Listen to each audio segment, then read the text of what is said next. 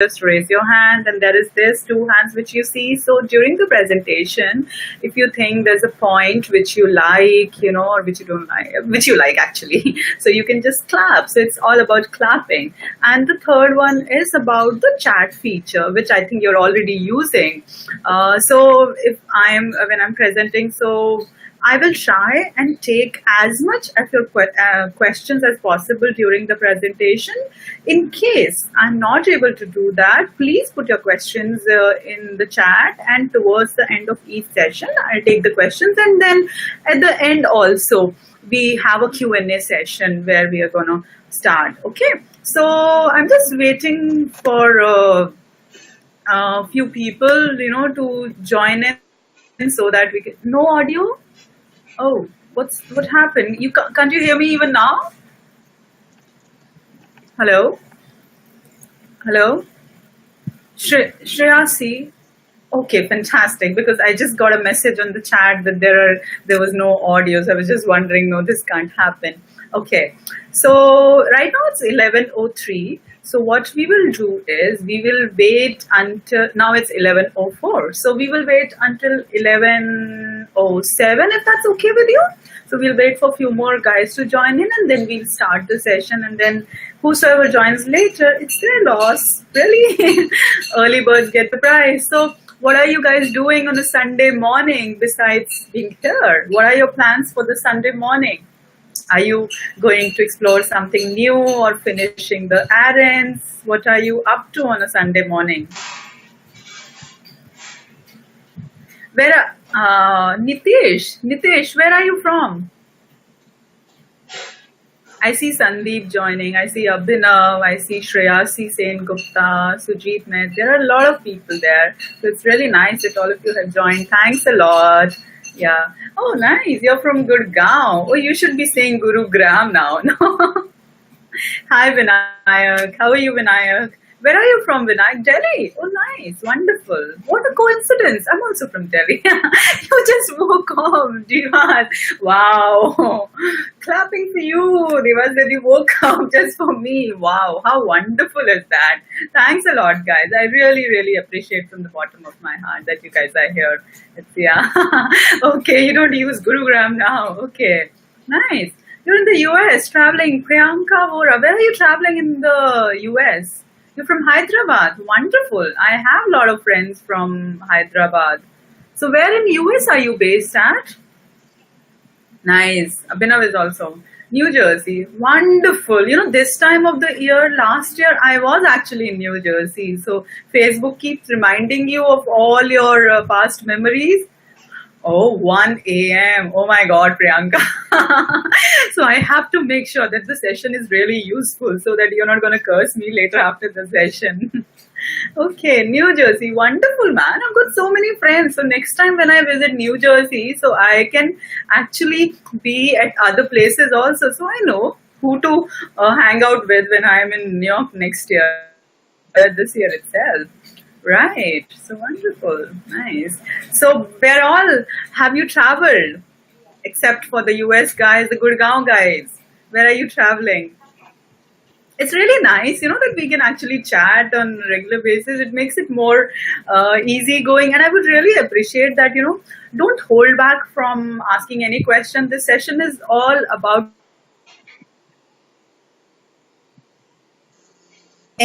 trivial, small, big, it may sound, please ask your questions, and not just during the session. Email me. You all have my social media handles, right? So just ping me. I might be late, but trust me, I always answer to each and every question. So two-way communication is very important. Don't forget to ask questions, right? Okay. Sandeep does clap. Thank you. That's really wonderful. Okay, so it's 11:07. So I think we should start. There are already almost half of the people are there. So yeah, I'm gonna start. So what I'm gonna do is I am going to start with a story, right? I'm gonna start. All of us love stories. Don't we all love stories, right? So this story is about a violin prodigy story. So what happens?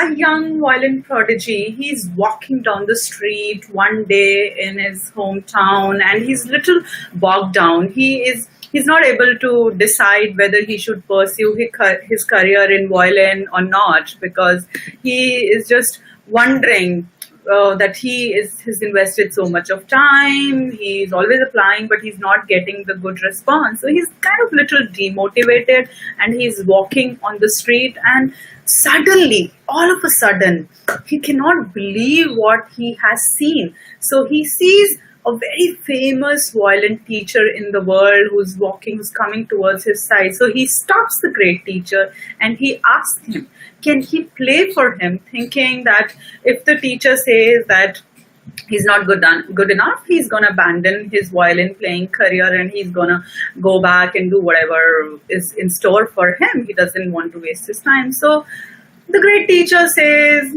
okay, play for me. So the guy gets into the groove. He starts playing the violin, and he's completely into it. He can feel every particle of his body, bringing out the best life, and he sees sweats dripping from his forehead, and he is really, really satisfied. No audio? Okay. Hello, sorry, yeah, okay, anyway, so the sweat is dripping from his forehead, and he's just waiting for the teacher to tell him. He believes that he's given the best performance of his life, and then he asks his teacher, so sir, what do you think about it?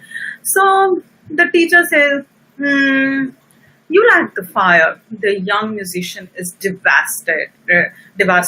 He cannot believe that despite giving his best, he couldn't impress the teacher.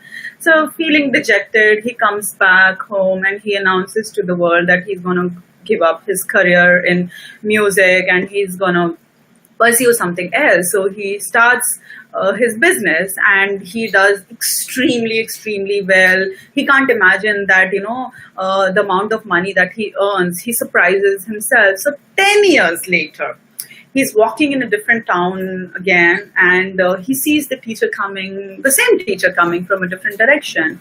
He goes to him, he runs to him and he says, I'm sorry to bother you. I'm not sure if you would remember me or not, but 10 years back, I stopped you on the street years ago to play my violin for you. And I just want to thank you that because of your advice, I abandoned my greatest love, which was playing violin. It was heartbreaking. It was really, really painful for me. And I became a businessman. And today I enjoy a great success. So all credit goes to you. Thanks a lot for showing me the path. But I want to know it from you. Like, how did you know that I didn't have it what it takes? How did you know all those years that I lacked fire? The great teacher shook his head. Sadly, he said, you don't understand, kid. I tell everyone who plays for me, they lack fire. If you had the fire, you wouldn't have listened to me. So what is the gist of the story? So the teacher tells him, dude, if you had the fire, you would have not listened to what I have said. Well, the fire is nothing but your own passion. If somebody tells you you're not good enough, it is not your problem. It is their problem. You have to believe in yourself. Ultimately, it is said that passion is the only difference between having a job versus having a career. And I can tell you, all the people who are here and people who would have registered for this, I'm sure you definitely have the passion. And that's why on a Sunday morning, somebody is joining from New Jersey, somebody from Gurugram, it's difficult to wake up early morning in the session and to be there. So definitely you all have a passion. So never ever take it from anybody who says that, you don't have the passion. So make your career in travel, and today I'm just going to share about how I have made travel as a full-time career. So now moving on to the second slide. Okay, all of you know, I'm Archana Singh. I'm sure if you would have joined, you would have read a bit about me. How many of you have read the book Into the Wild? Tell me, how many of you have read this book? Into the Wild. No? Come on, answer me. I'm waiting for your answers. Yes, not fully. Okay, Nitesh. Okay, but Pallav, you know what? Movies are good, but books are something else. Trust me, if you read a book, you can never like the movie so much. Although in this case, both the movie as well as the book are really, really wonderfully done. But I'm a big fan of books. So there, Chris McCandless, the protagonist in the film, he says happiness is only real when shared. And the reason why I'm doing this seminar is because travel gives me the happiness I cannot tell you. Like, it is impossible for me to explain in words what travel means, and that's why I'm sharing it with you. I really, really hope that you find this session helpful. So, moving on to the next slide. So, this is how I have divided the presentation. So, the first section is going to be about me, why I wanted to tell you about me is because it will give you an idea like where I have come from, what is my background, what all I have achieved so far, and where I'll be going forward. So you can see like where you are on that plot, or you're following a different journey. Right. So these are the three sections. First is about me. Then you can ask me questions. You can tell me like in the same chat section. So what I will do is I will try and take as many questions during the conversation while I'm presenting. Otherwise, if I'm not able to take the questions, I'll take it after every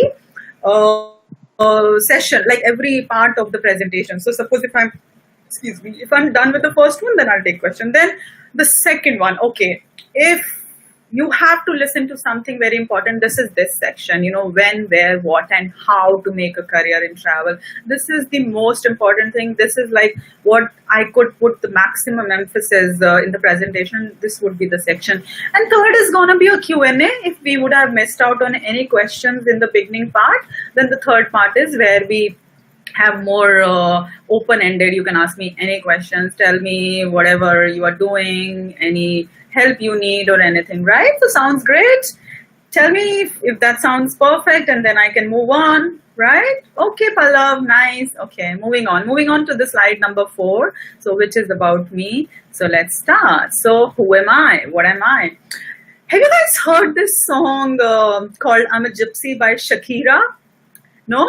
Okay, if you haven't heard, you should hear it for 3 reasons actually. First of all, it's Shakira, and you know how hot and how beautiful voice she has got. So yeah, that is one thing. Then the other thing is, if you are tennis fans, there is Nadal in that song. And third thing is, it has those lyrics, like I'm a gypsy, are you coming with me? It's a beautiful song. Somewhere I believe that song mirrors my life. So that's a beautiful. So who am I if I want to know? I'm that person who's there in that video. Okay. So I come from a brand management background. Like for the 15 years of my life, I have worked with brands, and then I am a brand management expert by profession. Like my bread and butter until last year used to come from advertising and marketing, and journalism or travel is my passion. This is something which I have decided to give my life to. So this is something, and what I feel like doing is I love exploring the offbeat places. I do visit the popular places as well, but it is the offbeat places thing which people don't know about that gives me maximum happiness, and sharing untold human stories which people don't know about. Sharing those stories is what I really, really love. And how do I work? So on a daily basis, I work as a brand consultant, brands as a consultant, helping them with the strategies or what they should follow, how they should work with influencers, what kind of advertising strategy they should have. I'm a photographer, obviously an amateur photographer, self-taught photographer, public speaker. I speak at a lot of conferences. Moving to by the way, any idea where this picture was clicked? Give me, and then I'll mention you on social media if you tell me where that picture is. So on my Instagram today, so let's see who's gonna engage the most, and those people are gonna get a shout out from me on Instagram, right? Okay, so now Travel C, right, is an award-winning travel blog which is written by, of course, by me. It talks about adventure travel, budget travel, women travel. I'm right now focusing on Asia, Middle East, Europe, and US. But it can all any time change. I get like over 30,000 visitors per month. So you can read all this on my website. So I'm just gonna brush. This is an important site which talks about me. So when I reach out to brands, I never tell them, "Hey, I am your influencer," because there's so many of them. Like, there's a saying that if you throw a stone, you're going to find a potato. All right. But in today's scenario, if you're going to throw a stone, you're going to find a travel blogger. So they're like mushrooming every here and now. You can see them everywhere. So when I go to brands, so my differentiator is I tell them, "Hey, I'm your marketing partner. I will tell you what your problem is. I can help you solve that problem." What happens is you've already put yourself on a pedestal higher than the rest of the people, and the brands are more interested in listening to you. I have a 15 years of marketing communication experience working in India as well as abroad. Worked in Southeast Asia, Europe, London, and other places as an expat. Spoken at global conferences, whether it is World Travel Mart or Arabian Travel Mart, PATA conferences, TBEX is world's largest conference. I'll tell you when we go to the next slides. I have a great engagement. So this all actually you can read on my website. I'm just gonna brush it off. Andamans, Australia, okay. Divas and Priyanka, I'm going to answer this later. No, Nitesh, not Miami. Not right now. I haven't been there. I'll let you know later. Right. Okay. So moving on to the next slides. I have won like a lot of awards and recognition. Philippines, of course, Akhil. I've stayed in Philippines. I've worked in Philippines for a long time. So I am in fact India's one of the most awarded travel blogger. In the last 3 months itself, like I have won like 4 awards. And I've spoken at a lot of conferences. And if you look at if you go on my website and other places, like if you search for travel bloggers, so you'll always see top travel bloggers. So that's all about me. But and these are some of the numbers, like how many followers I have on Instagram, Facebook, Twitter. So Cloud. Okay, so what Cloud does is Cloud, on the basis of your influence, it gives you a score. So for example, Obama has a Cloud score of 99.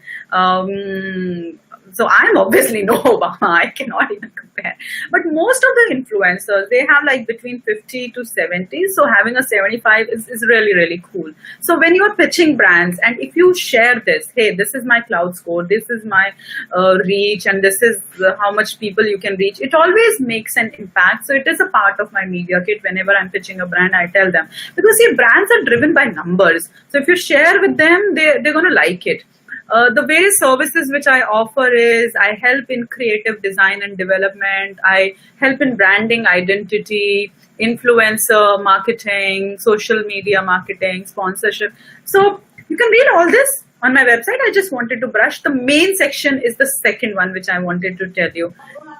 I have been published on all the leading media, whether in India or in Asia or in Europe, other you name a publication, and I've got a story done there, or they have written about me over there.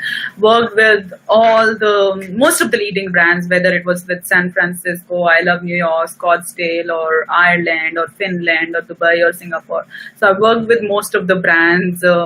On a regular basis, I worked with them, with whether it was Skydive Dubai, Jumpin Heights, or Sri Lankan Airlines, or Amaron Yatra. Worked with all different kinds of brands, So this was basically about what all I have done. But this session is not about me. This session is about you guys, like how I can help you guys, reach where you want to reach, and how it could be the first step for you. So do you have any questions so far? Anything you want to know? So we can spend some time over here. Otherwise, when we come back to the last session Q&A, you can ask me later there. So feel free to ask me any questions. Now coming on to the second part of the presentation, which is about answering the basic question. When I was doing my MBA, so my teacher said, Archana, there are no wrong answers. There are only wrong questions, So if you ask the right question, you will always get the, and whenever you're doing,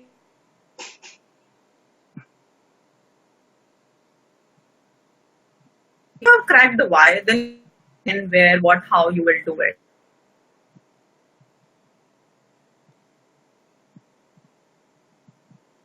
So these were the questions which I first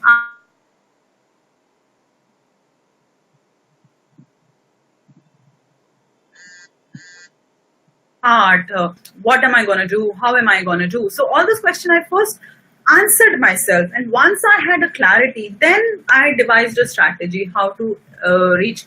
So now moving on to the next section. So this is the main thing which I'll be covering. You will see a lot of information over here: when, where, what, how. So first is when to start. When do you know it is the time to take the plunge? When do you know, hey, this is the right time, I should just join in? Pallav, I did my MBA in marketing. Yeah, marketing and advertising communication. So yeah, okay. Right, okay. So when to start? Have you ever jumped from a skydiving plane without a parachute? No, right? Have you ever done scuba diving without the gear or without the oxygen mask? No, right? So, or anybody, who's a, imagine, like, would Beatles start singing or making music without any training or without any, no, right? So you need to have a safety net. Even when you decide to pursue your passion, you need to have a safety net. Don't leave your job without having a unique selling proposition. So what is unique selling proposition? I told you how many influencers are there these days. So there are many people who are saying, hey, I'm a blogger. Recently, just 2 days back, so I'm working with the tourism board, Southeast Asian Tourism Board. So they had asked me to shortlist a few influencers for their upcoming campaign. And I just put a post on a group where most of the influencers are. And my brief was very clear. I am looking for two people, obviously not a couple, two people who have to be under 30 years of age, who have to be adventure and nature lovers, who should have genuine 30,000 followers on Instagram, and the campaign is towards the end. So my description was crystal clear what I wanted, right? Still, the kind of responses I got, oh my God, my inbox, my Facebook inbox and my mail inbox is like full. Everybody from Tom, Dick, Harry has posted me.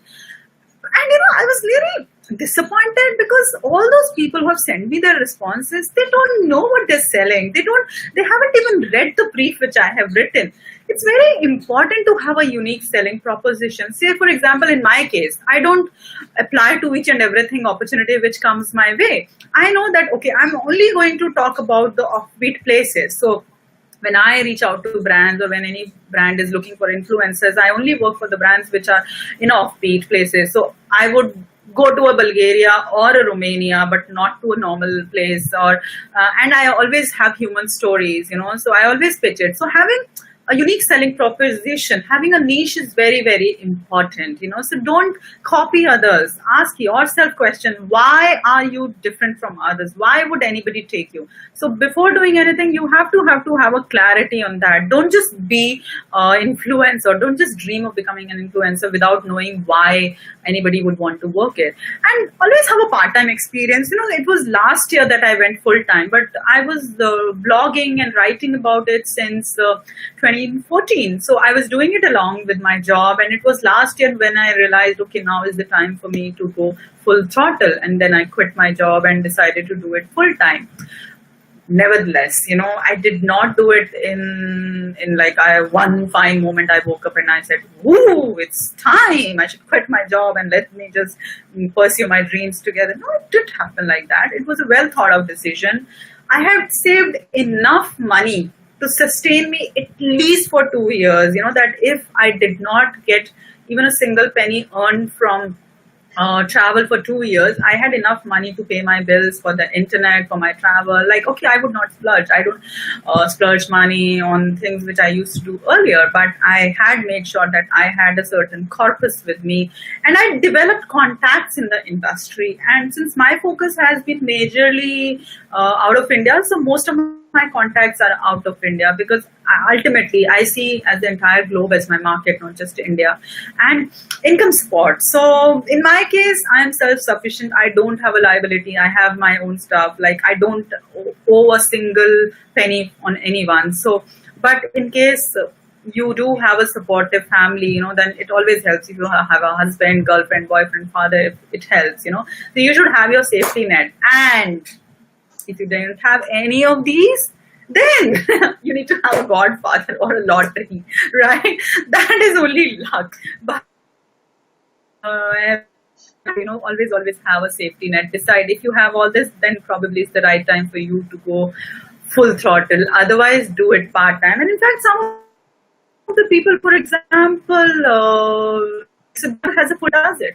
So there are a lot of people who do it along with a day job, right? So that was about when to begin. Now is where to begin. Okay, fine. Your time has come and you need to start doing it. So now going on to where to start. So what happens is when you've decided, you have to build your assets, and the assets have to be built on 3 pillars. First is about, okay, video is lagging in between, Vinayak. Vinayak, I think that could be a problem from your internet. Is this a problem with everybody? Because my internet is pretty good over here. Like, there is no problem over here. Oh, video is lagging. I'm really sorry, guys. But anyways, you will see it eventually, So you will see. Don't worry. These are the issues, technology issues. We really can't help a lot on that. But anyways, so I was telling you, when it comes to where to start, there are 3 things on which you should invest. First is building your social media and digital profile.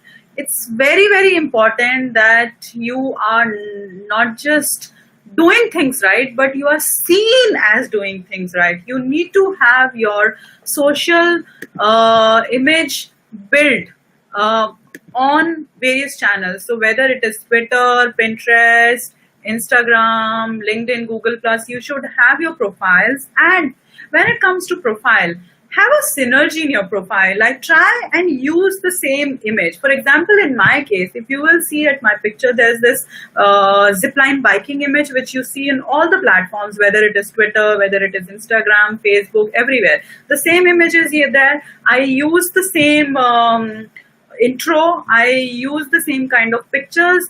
Have you ever seen like Coke saying different things on different channels? Like earlier it used to be open happiness. So whether you see them on Facebook, Twitter, Instagram, anywhere. So this is all about building an online personality. So right, there are certain traits that you ooze out from your online personality. So it should be similar across all the channels. Your content should look same. It should have nuances of the channels, but at the same time your brand personality should remain same, and you should start investing in a lot. For example, if you are a budding adventure traveler, then your profile on Instagram, Twitter, Facebook should talk about that. It shouldn't be like a mismatch of everything. Like, you shouldn't be just talking about pani puri, sev puri, or chicken galati kebab or whatever, and at the same time you are doing like a biking trip or having your selfies or having like full gown picture.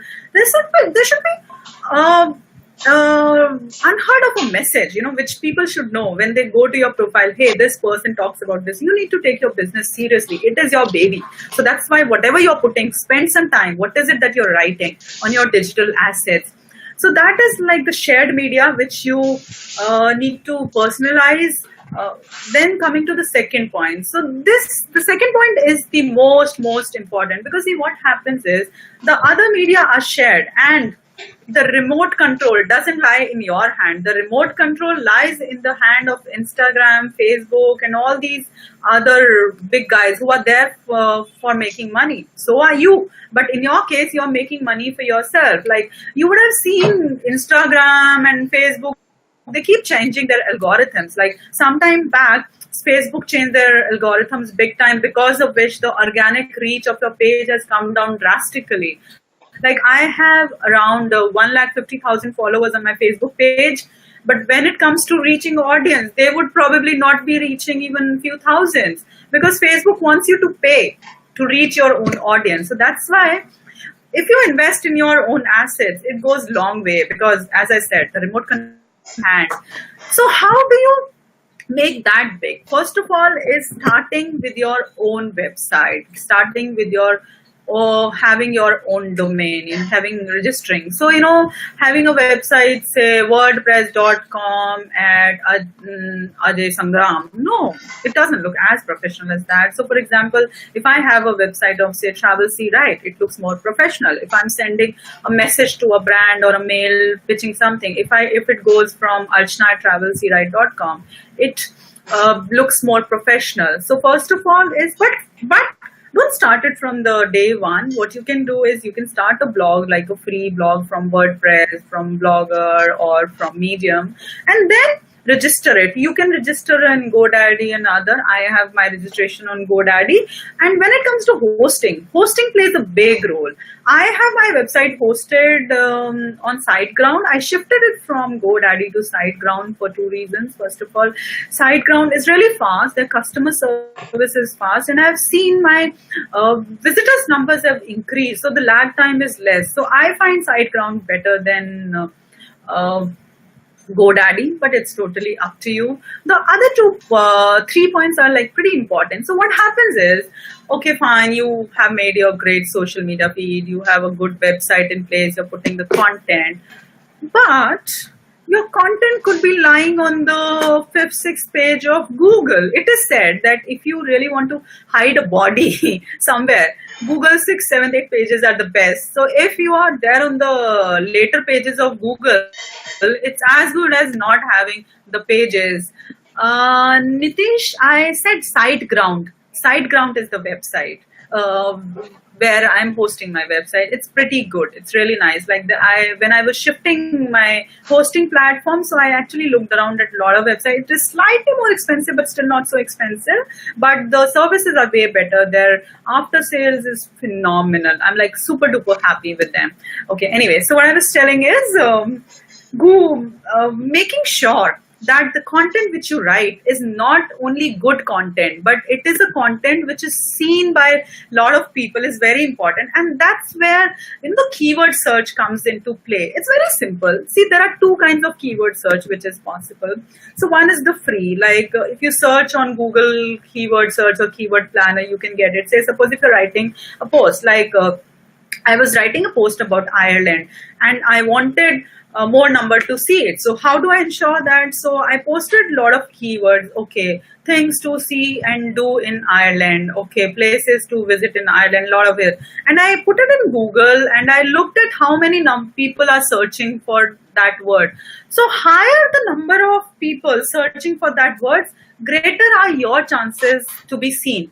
So that's why I do a little bit of science in that. And then there is this site called Share Through Headlines. So it tells you how sticky is your headline. So I try, so whenever, yeah, of course, AdWords, yeah, Vinayak, I do that as well.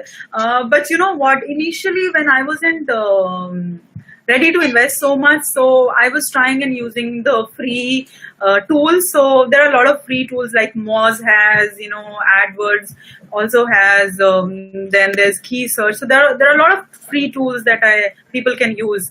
So yeah, I was using that. So getting your headline, getting your content right, then Yoast on your website, definitely install Yoast. Yoast tells you how, what should be your keyword use. It tells you like the green tick mark when you have, or if it's the article is written in a well manner, it gives you the green side. If it is orange, it means you need to improve on it. And if it's red, which means it's like really bad. Yeah, Yoast. Yeah. Pallavi, it's a plugin. So what you can do, like when you go on a WordPress, it's a free plugin. You can install it. So what it does is it's very good for SEO purpose.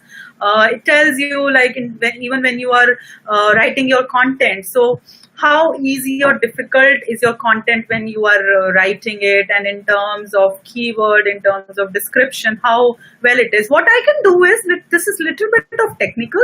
So maybe next time when I do a seminar, or you can reach out to me in detail, I can tell you. So these all help you, these all really help you for your content to be seen.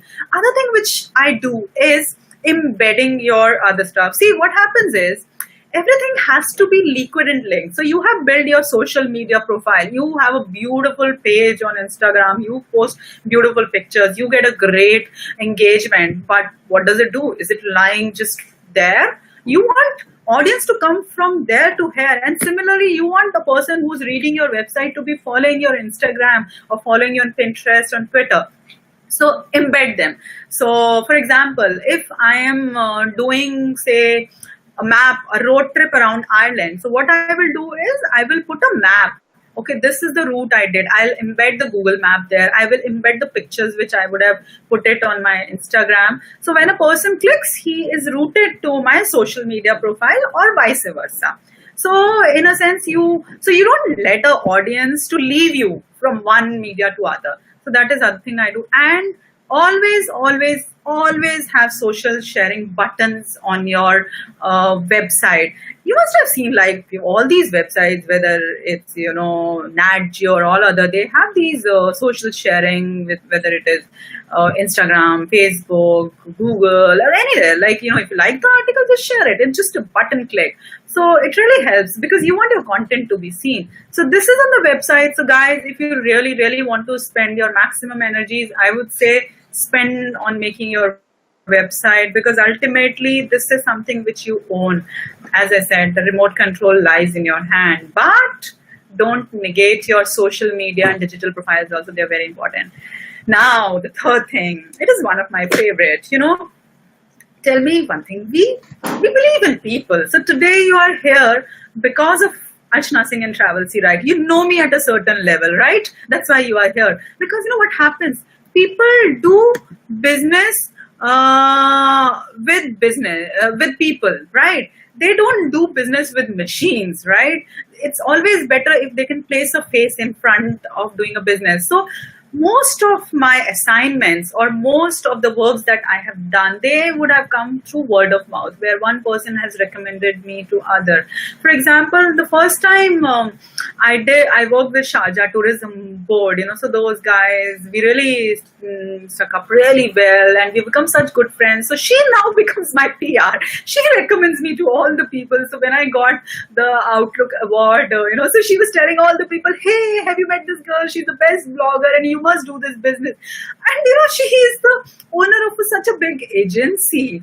So what happens is, if you do your work well, people will go out and recommend you. For example, all my speaking gigs or all the activities that I have done, they have come through word of mouth because I have met them in the offline world and I have delivered on my promise.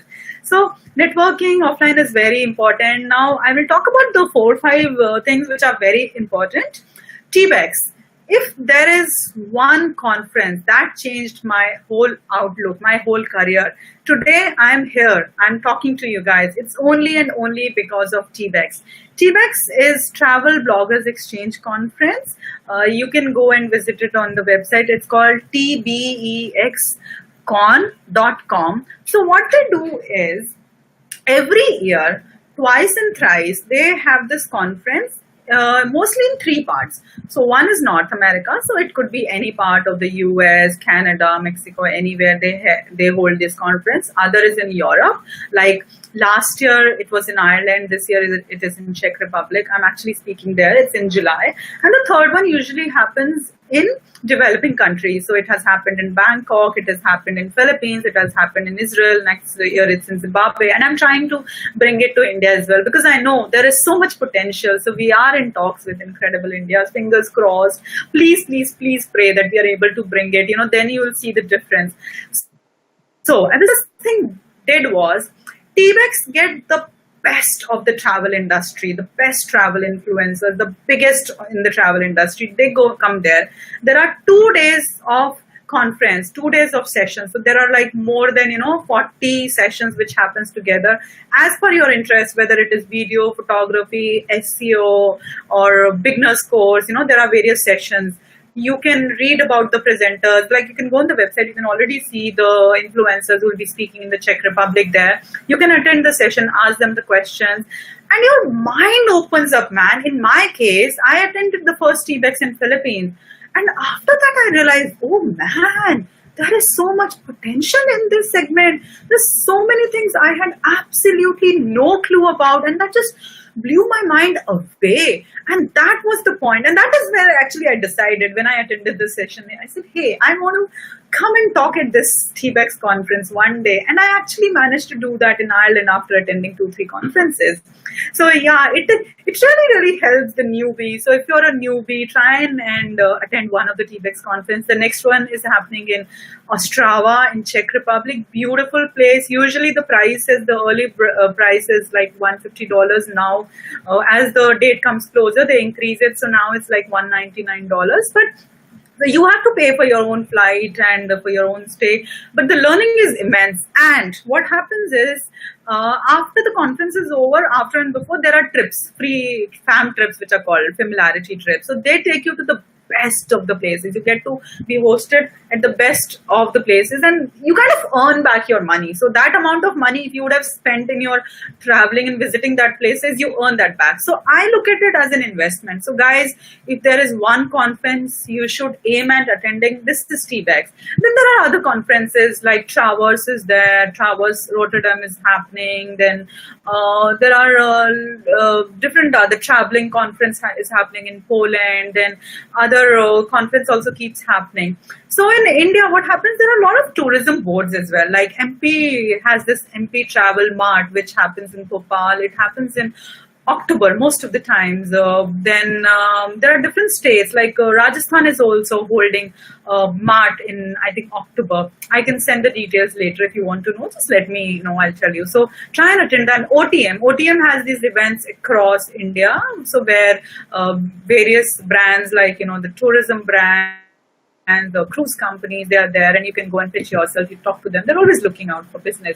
World Travel Market. This is ITB Berlin and WTM London. They're like really, really big, and they happen across the world. So the biggest one happens in London. I attended last year. You get business. Like I get a paid campaign, not just one. I get multiple paid campaigns from there. It's free, like in a sense. You can attend there. There are the biggest brands are there. You just go attend, listen to the sessions, meet the various advertisers. ATM, Arabian Travel Mart, where I just spoke last month. So there are a lot of brands. I have already converted that. Like out of that Arabian Mart, like I've already converted for the Serbia, Slovenia, and a lot of other tourism board and other brands. So you earn it back. Then PATA. PATA is a Pacific Association for Travel Agents. So all the countries in Asia and in Pacific, like Australia. So all these people come, and every year they have these conferences. They have it in, like the next one is happening in Nepal. It's called HTM Nepal, Himalayan Travel Mart, where they invite influencers and buyers from around the world. They give you fam trips before and after. Last year I worked with them, and it was a 1-month trip. So I did my Everest Base Camp trek with them and did that. I was also speaking at that conference. So yeah, these are some events. Then Satay. Satay is okay. Free entry. It happens December end or early January. 3 days of event where all the advertisers are there. So you go, you meet them, pitch yourself. Like I have got 2-3 deals from there, like 3-4 people, like the tourism board that I'm exclusively working for the first time in India came from Satay. Like I attended their meeting, presented a proposal, and they really loved it. And now I'm working. So guys, meeting somebody in an offline world is extremely, extremely important. Any question on this slide? Anything you want to ask, or if I am speaking too fast, please let me know. So, okay, moving on to the next slide. So we have covered 2 headings. Now what to do? Okay, yeah, I see a question. No, okay, great, Pallavi. Okay, great. So moving on to the slide number 22. Let's move on to the slide number 22. Okay, so fine, you have got great content in place. You have developed a great website. You have digital media, personality build up. You have networked with the people. Now, what is the catch? The catch is to increase your engagement via 6 things. These are the things which I focus on. First is content creation. You can't sell a bad product. Your product has to be top notch for people to talk about you, for people to recommend you. So first and foremost important is your content. Second is growth hacking. How do you reach out to maximum number of people? There are tips and tricks which you can use. I'm going to talk about all these 6 features in detail. Then there is increasing your digital footprint. How do you become your own PR? How do you speak at different events? How do you network? So moving on to slide number 23. Okay, Akhil, remind me these questions once we finish this session. I'll tell you, like, how do I initiate meeting the advertisers? I'll tell you how do I do that. I can, in fact, hold this question until the end. I will tell you how I go about pitching, and I'll give you a real life example, right? How I do that. Okay, so what happens is, okay, I'm going to show you something. Where is my Kindle? Have you ever seen a videographer become a videographer without seeing good? Akhila, oh, I'm so sorry, Akhila. I was reading it, Akhi. I'm extremely sorry. I screw up with names all the time. Anyway, okay. So, you don't become a good writer without reading. First thing is, to know what is good writing, knowing the difference between good writing, good filmmaking. What is it? So there are a couple of writers which I really love. If there is one book, and if you want to improve your craft, there's one writer I would recommend. I have met this person in real life, and hey Pallav, oh nice Pallav, good. It's so nice that you guys are interacting. It's really nice because I feel that, okay, I'm not talking to the wall. So other guys also, please talk. You have paid money. So please interact. You will get maximum out of it when you talk. There are no bad questions. Remember? Sorry, there are no bad answers. There are only bad questions. Okay, fine. Okay, anyway, I was telling you about the book. So if you can see this, oh my God, there is some reflection. It's called How to Be a Travel Writer by Don George. Don George is one of the world's most renowned travel writer. He was an editor-in-chief with Lonely Planet, Nat Geo, storytelling is amazing. And I have met him in personal, like last year when I was in Huntsville, US, Alabama, the TBEX conference. So I met him. He's a gem of a person. His writing is amazing. So currently I'm reading 2 of his books. So I was telling you about this book. So what in this How to Be a Travel Writer, how it helps is it tells you when you are writing, what are the things you should keep in mind. When you are pitching brands, these are the things you should keep in mind. And it gives you real life examples. And there are other influencers also who give their own examples. So that is there. It's a very, very good book. And then there is other book. Pico Iyer is fantastic. I really love reading his books, what he writes about. Follow other good bloggers. For example, I started into this field by following Shivya. Shivya is such a brilliant travel blogger. She is one person who is very different from the rest of the people. She has a unique voice, unique style of saying, and we are actually good friends. So we often interact, and following your favorite writers. Like Siddharth is wonderful, although he's more of a lifestyle one, but he is Nitesh, Shivya from Shooting Star. She is a wonderful person. She really helped, she's really nice. I really like her work, what she does. Then globally also there are other people, like Shane Dallas is one person that I really love. He's from the Travel Camel.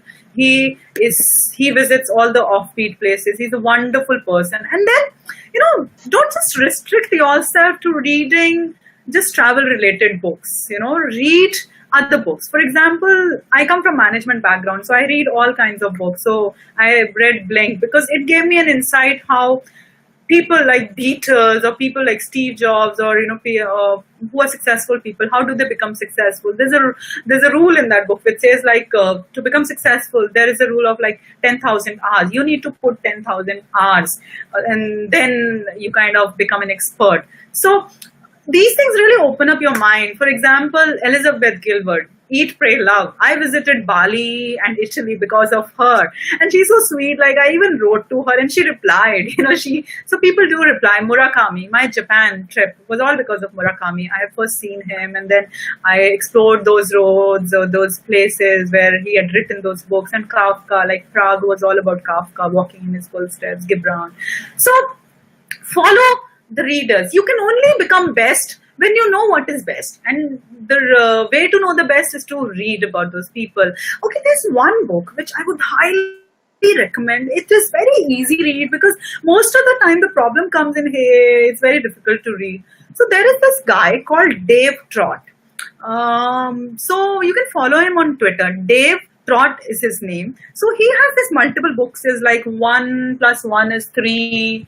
I don't know you can see it or not, or predatory thinking. He's from the advertising background, but he has these everyday blog which he writes, and he writes stories of 1 or 2 pages, and those stories are written in such a nice manner. They're like, you really want to read them. For me, it's my bedtime read. So I'll always read them before going. They're very simple. So he tells you about the reasons, like how I Love New York was introduced, or how this war came to a stop. So very simple stories, but written in a beautiful way. So follow these people, your writing will improve. I do that a lot. Even now, every day I have to read. I cannot end my day without reading. Okay, so you have known what is good writing. You have crafted your own style. Now, how do you make sure that the content you are created is distributed also? Remember, I told you if you are not there on the Google first pages, it's as good as not being there. Or if you are not there if Facebook is not promoting you, or if you're not there on Twitter, it's no point. So use the free tools which are available. For example, Canva.com. So it has different kinds of. Excuse me, I'll just have some water. I've been talking and talking and talking.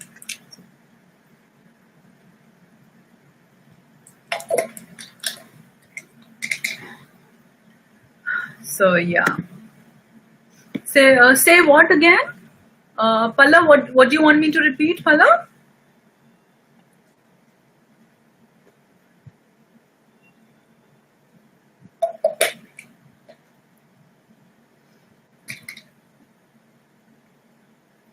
Place.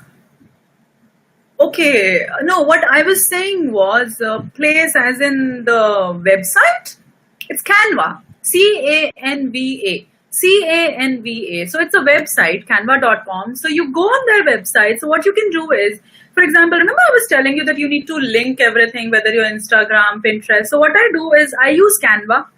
So it has got a lot of ready-made layouts in the sizes. For example, if you want to change the cover image of your Facebook page, so the design is already there. You can customize it, and you can put it. Or say, suppose you want to develop like an infographic, or you want to develop any kind of a graphic or anything for your blog post or for your website, you can go to Canva and make it. It doesn't even take 2 minutes. Like all my pins which I create for Pinterest, I go to Canva. It has got my own style I have built up. So even there are a lot of free images are also there, free layouts are there. So I just go there, spends 2 minutes, save it, put it in my website, go it. So it's like very easy. Then PictoChart. PictoChart is like when you want to tell stories through infographics. I've seen like there was this post which I wrote about Everest Base Camp and Finland. So I built an infographic. See, what happens is not everybody is interested in writing. So how do you hold their attention, and how do you create your content which is different from other people? Infographics is a very nice thing to do. You just go there. There are already ready-made layouts, and you can customize them. So you can go to PictoChart or infogram.com. It's there. If you will Google it, you'll see it. So ready-made layouts are there. So you can make your media kit over there. You can make your infographic. You can do anything and put it in your website. So then when you are writing an article and when you have a content like this, so it becomes more sticky. Right? Okay. So this is one part of the puzzle, which is acing the game of writing. Now comes to the acing the game of photography. It is said a picture speaks louder than thousand words, right? Which is so true. So yeah, so always invest in a good camera. By good camera, I don't mean to say that you go ahead and buy a 1 lakh or a 2 lakh camera in the beginning. Well, if you can afford, please go for it. All the reasons. What I'm saying is, even starting with the basic DSLR is a good start. I started with the basic DSLR D600 and D600, and now GoPro. Yeah, GoPro is good, divas. But see, I'll tell you, with GoPro, the thing is, it doesn't give you the kind of depth which DSLR would give. For example, I'll tell you what I use is, I have a basic DSLR, but for me, the lenses are most important, more than the basic body. The lenses are most important. So I have three lenses. So I have a extreme wide.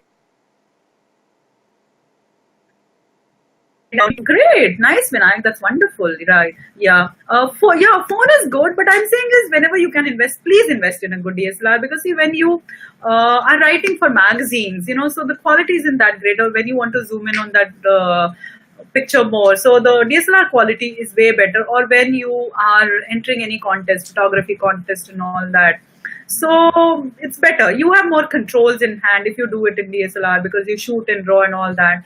So if you can own a DSLR, please do that. You can, mirrorless cameras are great. Like now I'm going to upgrade. And then filters. Filters are very important. For example, I love long exposure photographs, shooting in less light, low lights. It's very beautiful. And for that, you can't do it unless and until you have point and shoot. Vinayak, it's good, Vinayak, but I'll tell you, I used to do it when I was not so serious. When I became very serious about this profession, I knew that this is what I wanted to do. So I invested in a DSLR. It doesn't cost so much. In fact, under 40,000, you can get a DSLR, but you will see the difference in your photography when you start doing. And please start shooting in manual. Don't shoot in auto. A lot of people have DSLRs, they shoot in auto. It's as good as not shooting. So shoot in manual.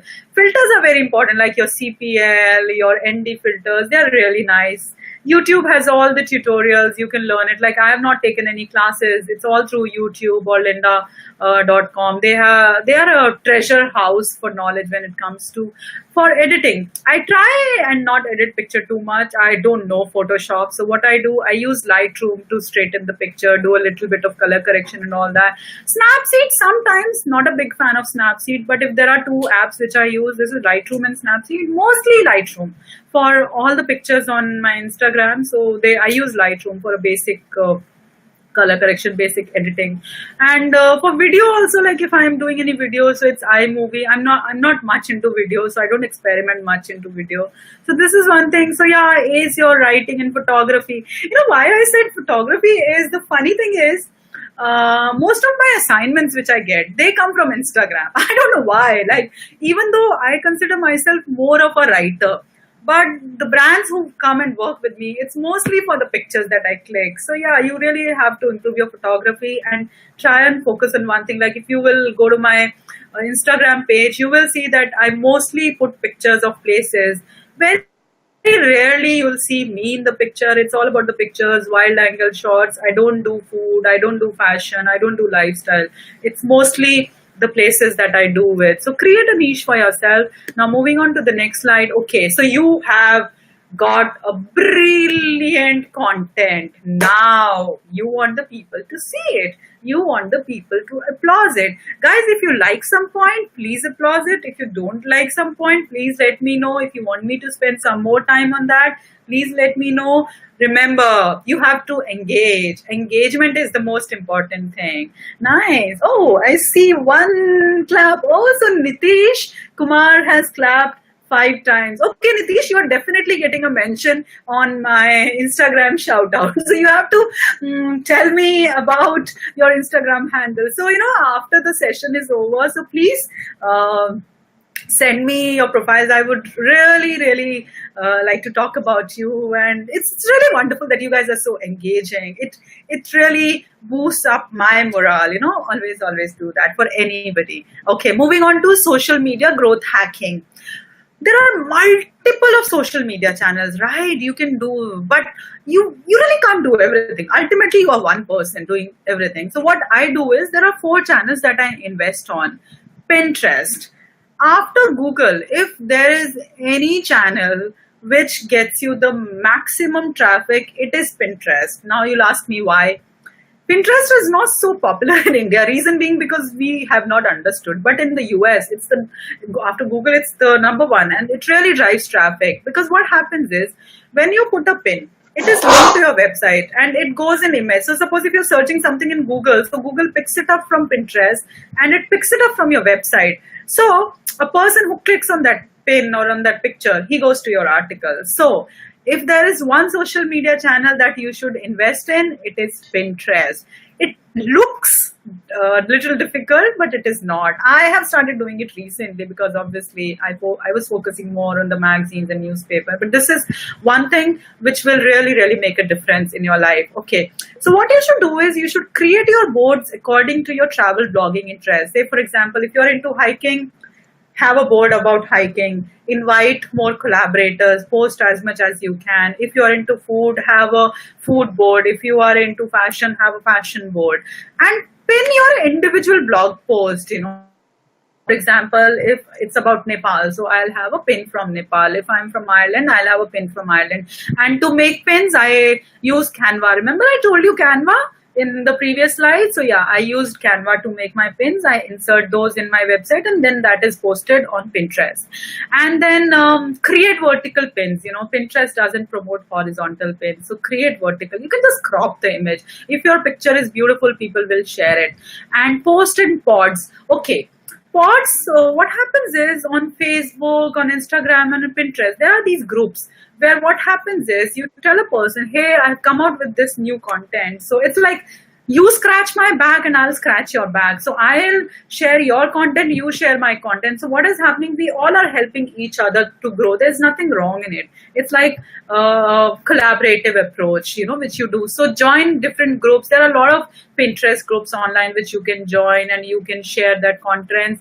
Because there are so many people who are sharing content. So minimum you should post 5 posts a day to 40. I've seen people posting like 70 also. It doesn't take much time. It just takes like less than a minute to post a pin. So yeah, it doesn't take that much time, but the rewards are huge in Pinterest.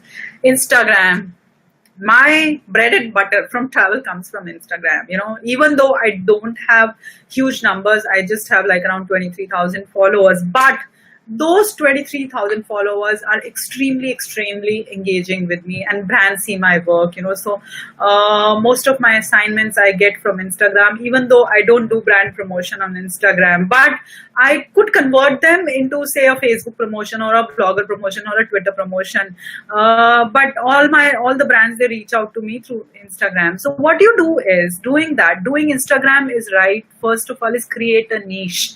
Have a look planned for your Instagram handle. Like, say, suppose if you want to create a look which is pastel bright, continue with that. Always post in a series of minimum 12 pictures, because then a person gets invested in your Instagram. Like right now I'm doing Slovakia, so you will not see me posting any other step, barring like one post which I did for this session, but that was important.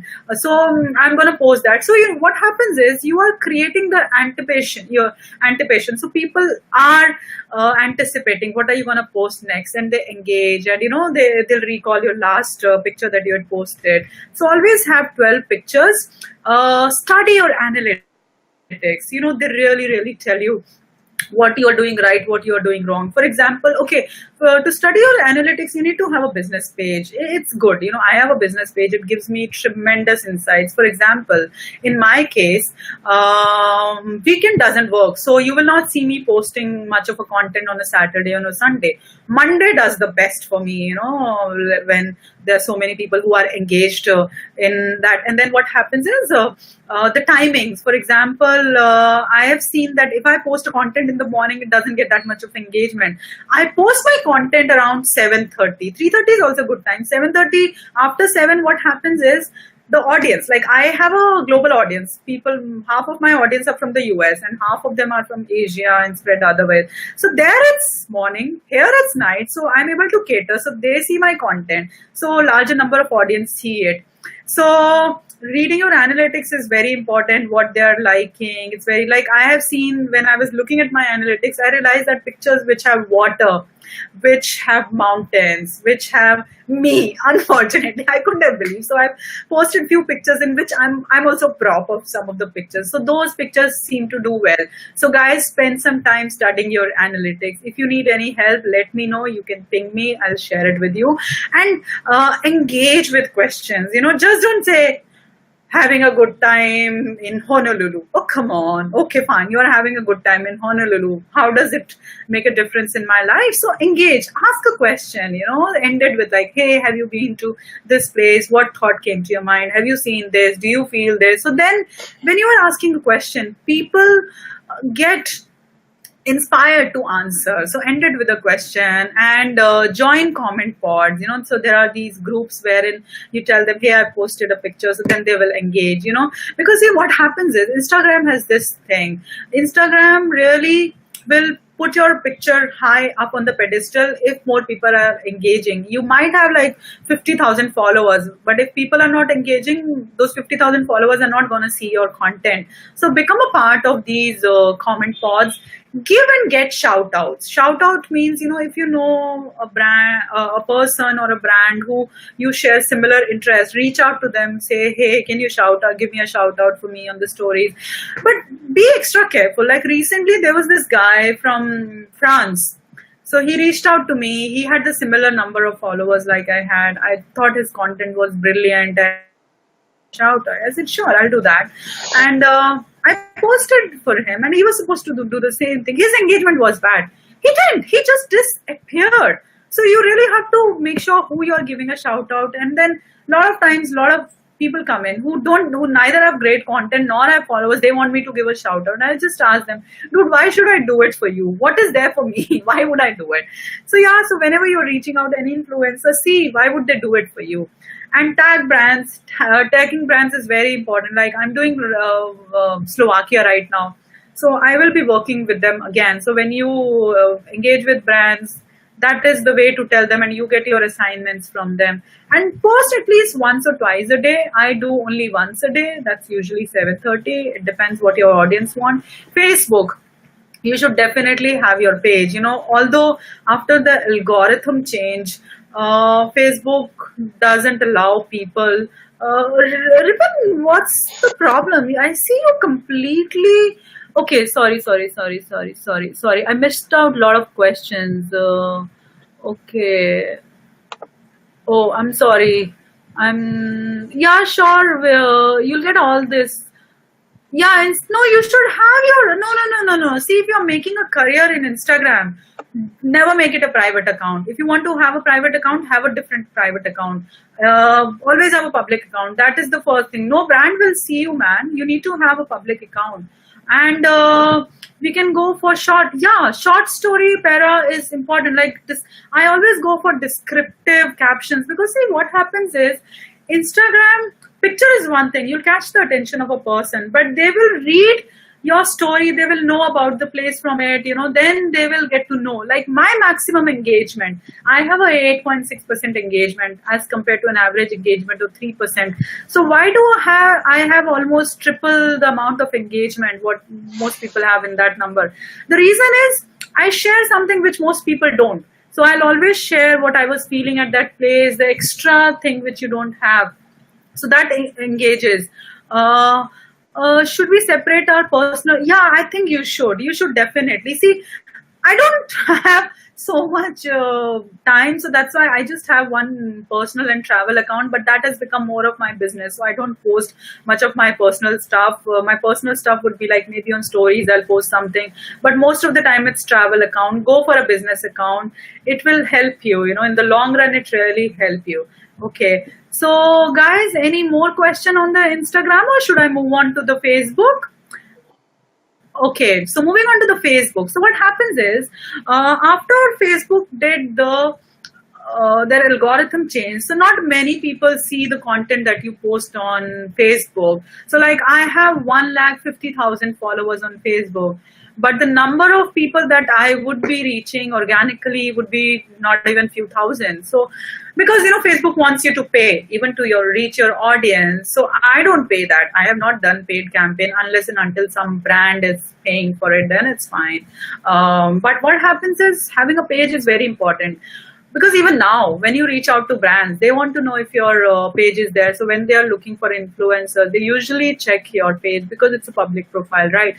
Your personal profile is not personal, and you don't want to bore your class friends or other friends about all your travels. After a point, they might get bored of you. So having a page really helps, and plus it gives you the insights which are very, very valuable. It tells me what is working for me, what is not working for me. I do have a group actually played a big role. Like I have a travel sea ride group, where engagement is high and the growth is all organic. It really helps. Okay, don't share your content. Like for example, if you would have published Instagram post, so Instagram has this sharing thing where you can share it on Facebook and Twitter. The sharing doesn't get as many impressions as you post original content. So when I do a video, so I will post directly on Facebook versus like posting a video on YouTube and then sharing it on Facebook. Facebook would never do it. So if you post it directly like a picture or a video, Facebook would really promote it. And now Facebook is promoting videos a lot. That is their emphasis. Join groups, like some of the groups which are very important, like Media Movement group. It has a lot of members. So what happens? All your opportunities, anything to do with press trips, anything to do paid campaigns, they are all listed there. So you get all the information. There are all the influencers. We travel, we blog. It is such a storehouse of knowledge. I cannot tell you. So many things I have learned, SEO and other stuff. And this is a global group. So where all the people right from Australia, US, Europe, all are there. They're sharing their knowledge and they're sharing it for free. So there are a lot of information which you get. There is travel writer. So they tell you which publication should you pitch for, how much do they pay, what is the angle. So there are these lot of groups which you should absolutely join on Facebook. So Facebook I majorly use for this. And okay, one thing I have to tell you about posting a live on Facebook, and this thing had come from Facebook themselves. So I was working with Facebook for the World Tourism Day, where it was with the Incredible India. So I was one of the influencers that they were working with. So they told me, I was in Ireland that time, I suppose, and I was doing this Facebook Live, and I was doing it from my personal page. So the girl who was in Facebook, so she reached out to me and she said, Archana, try and do it from your profile business page, because we promote those pages more if you do it from your business pages, and do it over 10 minutes. Because what happens is people are joining in and out. So some people might lose you in the first part, and some people might lose you at the end part. So if you do it 10 minutes, first of all, the initial 2-3 minutes, Facebook is just spreading the message. Okay. Cool. So yeah, Facebook is just spreading the message to most of the people. So that's why do a video and a live, at least for 10 minutes, do it from your business page. Twitter. Okay, unlike these three channels like Pinterest, Instagram and Facebook, which are more of broadcasting channels, Twitter is more about interaction. It's more about conversation. It's more about two-way communication. And that's why they have the word limit. Others don't have so much of the word limit like Twitter has. So, don't just post a thing. Have a conversation. Have people. Develop your friends. Like I have friends who have been following me for like so many 4 or 5 years, even when I was not doing travel as like a full-time career options. And follow like-minded people. Like I was very much into football, cricket and Formula One and tennis. Oh my God. Like I am the diehard fan of Novak Djokovic. I will be going to his country also very soon. So yeah, so I still have those people who follow me religiously. So yeah, follow and engage with brands. No other channel, if you have a problem, problem solution doesn't happen as fast as it happens on Twitter. That's the fastest. Participate in chats. Chats are very, very important. Because there the serious people are there, and post in threads. Say suppose you have posted about some place, post in that thread only. Say you're talking about Ireland, post under that thread. Keep adding to that thread only. Keep retweeting and post minimum 5 to 20 times a day, because the average life of a tweet is only 9 seconds. So you might be on top now, but you will go down after 9 seconds. So try and post between 5 to 20 times. But you'll be asking, if I'm doing so much of social media, when am I gonna do the offline event? When am I gonna invest in my website? So there comes the content scheduling sites like Buffer, Tailwind, HotSuite, TweetDeck. So I use these to schedule my content. For example, when I'm traveling, I can't put my Instagram. So what I'll do, I will schedule it beforehand at a certain time, and with all the hashtags, you can do that, and then it goes by its time. And sorry, Tailwind for Pinterest, you can do that. HotSuite also, TweetDeck for tweets, this all. Okay, yeah, you should have. Definitely, you should have watermark on your page, because see, again, you're building a personality. If you don't do that, people will know that, because the same picture could have been taken by anybody else. So like, people now know Travel C, right? So when they go on my page, whether it's Facebook, Twitter, Instagram, they'll always see Travel C, right? I use Lightroom to have my signature there on my pictures. And then, okay, Akhi says, if we start a business account in Instagram, Facebook, anything similar, how do we reach out to people in a way that it's influential and they get to follow? See, again, if your content is right, if you're following the right people, ask the question, you will reach out to the right people. It's a slow burning process, but it starts. And business page is almost similar to like you do with your normal followers. It doesn't change. It's just that you get insights. You are taking your business seriously. Okay, for Vinayak, I use Lightroom for my logos and all that, but you can also use Canva. So Canva, what you can do is they have this text, or Snapseed, Canva, all these websites that you can use. There was Picasa was also there earlier, but I don't use that. I only use Lightroom for my signature. So it's more professional. So as you're gonna go become serious about it, you need to invest in something which is better. So I would go for Lightroom any day. It might look little complicated, but trust me, after you do Lightroom, you cannot go back. And Lightroom comes in your phone app as well, or it is on your laptop as well. I use Lightroom, right? Okay. Usha, okay. Nitesh, okay. I am a die-hard fan. We'll talk about Djokovic next time. It's not over until it's over, right? His time is not over. Trust me, he's going to come back. This is a different topic altogether. People call me Elena Rustic. That's how big a fan I am. My signature, my email signature is his signature. That is a different kind of a love. That guy has given me inspiration like nobody else. He's not, his time is not over. There's no time over, okay? Sorry, I get carried away by the things that follow. Okay, moving on. So fine, you have got the brilliant content. You have got the growth hacking tips and tricks. So now comes increasing your digital footprints. Have a Google Plus profile. These things don't take much of a time. But what happens is, suppose you have posted an article on your website, and if you link it on Google Plus, if you post it, Google wants to promote its own product. So if you will put it on Google profile, then it is seen as an article. Google will put it on their first page. So have Google Plus profile, follow different communities like Shane Dallas. He is the starter of this. He is so big because of it. He's got so many trips from Google Plus. LinkedIn, have a LinkedIn profile, share your SlideShare presentations, box.net, tweets, videos, publish in articles, because there it shows that you're taking your business seriously. It's very important to have a LinkedIn profile.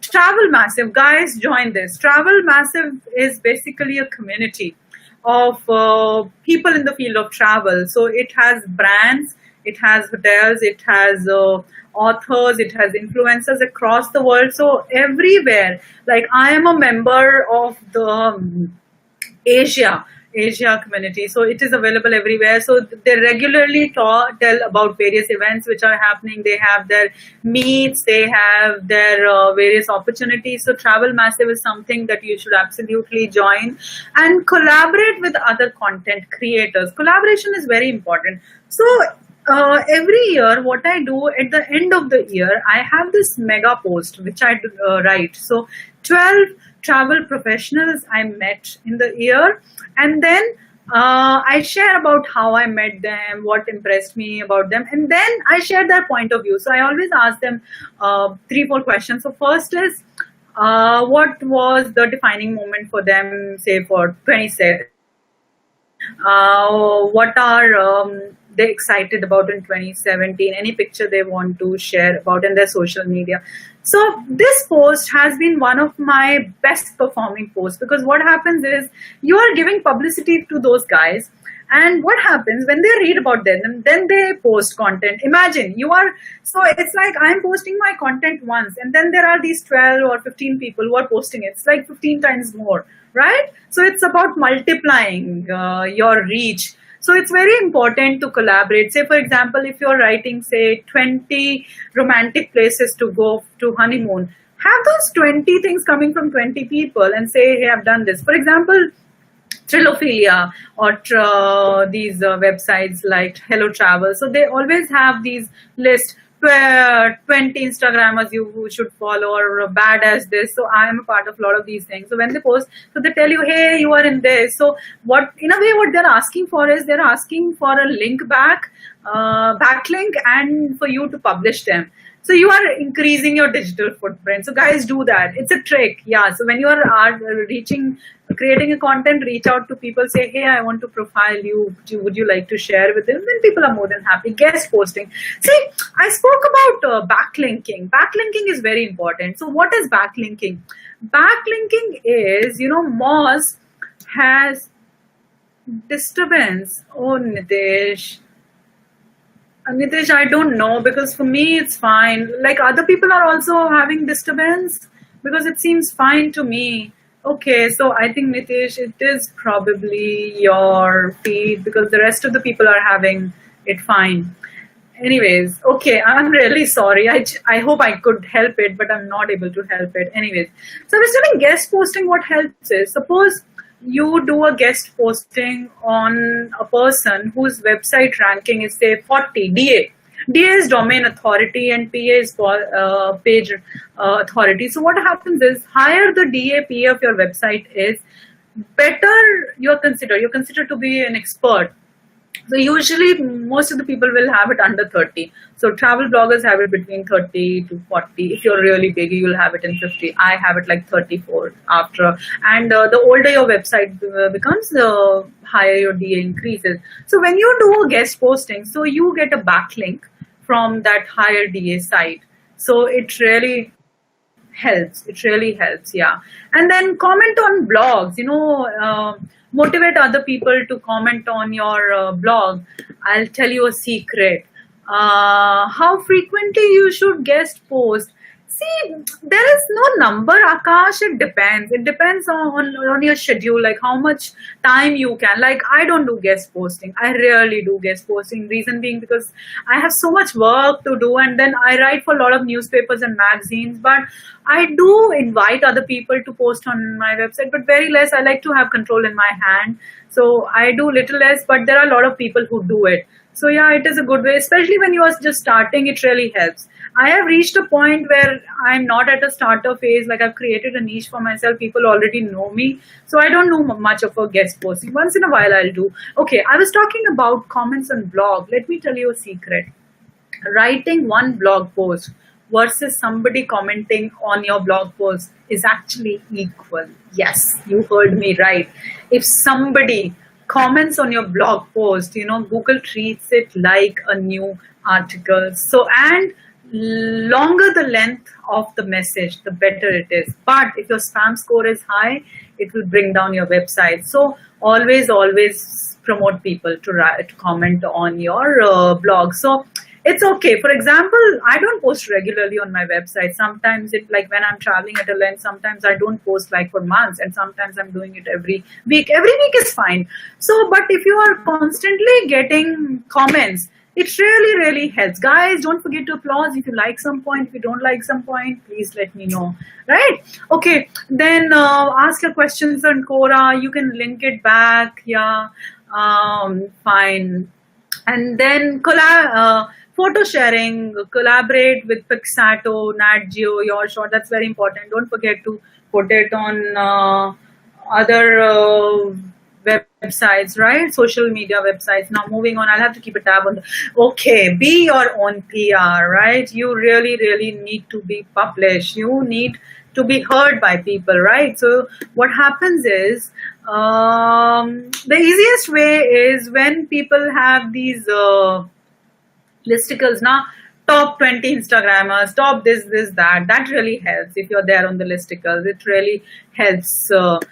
Start with getting published is very important, because I'll tell you what happens when you are published in article comes in a Hindu magazine, or when my article comes in say Food and Wine magazine, or when I'm doing a cover story for a magazine, and when I go and pitch tourism board, my chances increase many folds. I'll give you an example from my real life. So recently I was in Dubai. I was speaking at a conference. So there was this friend of mine.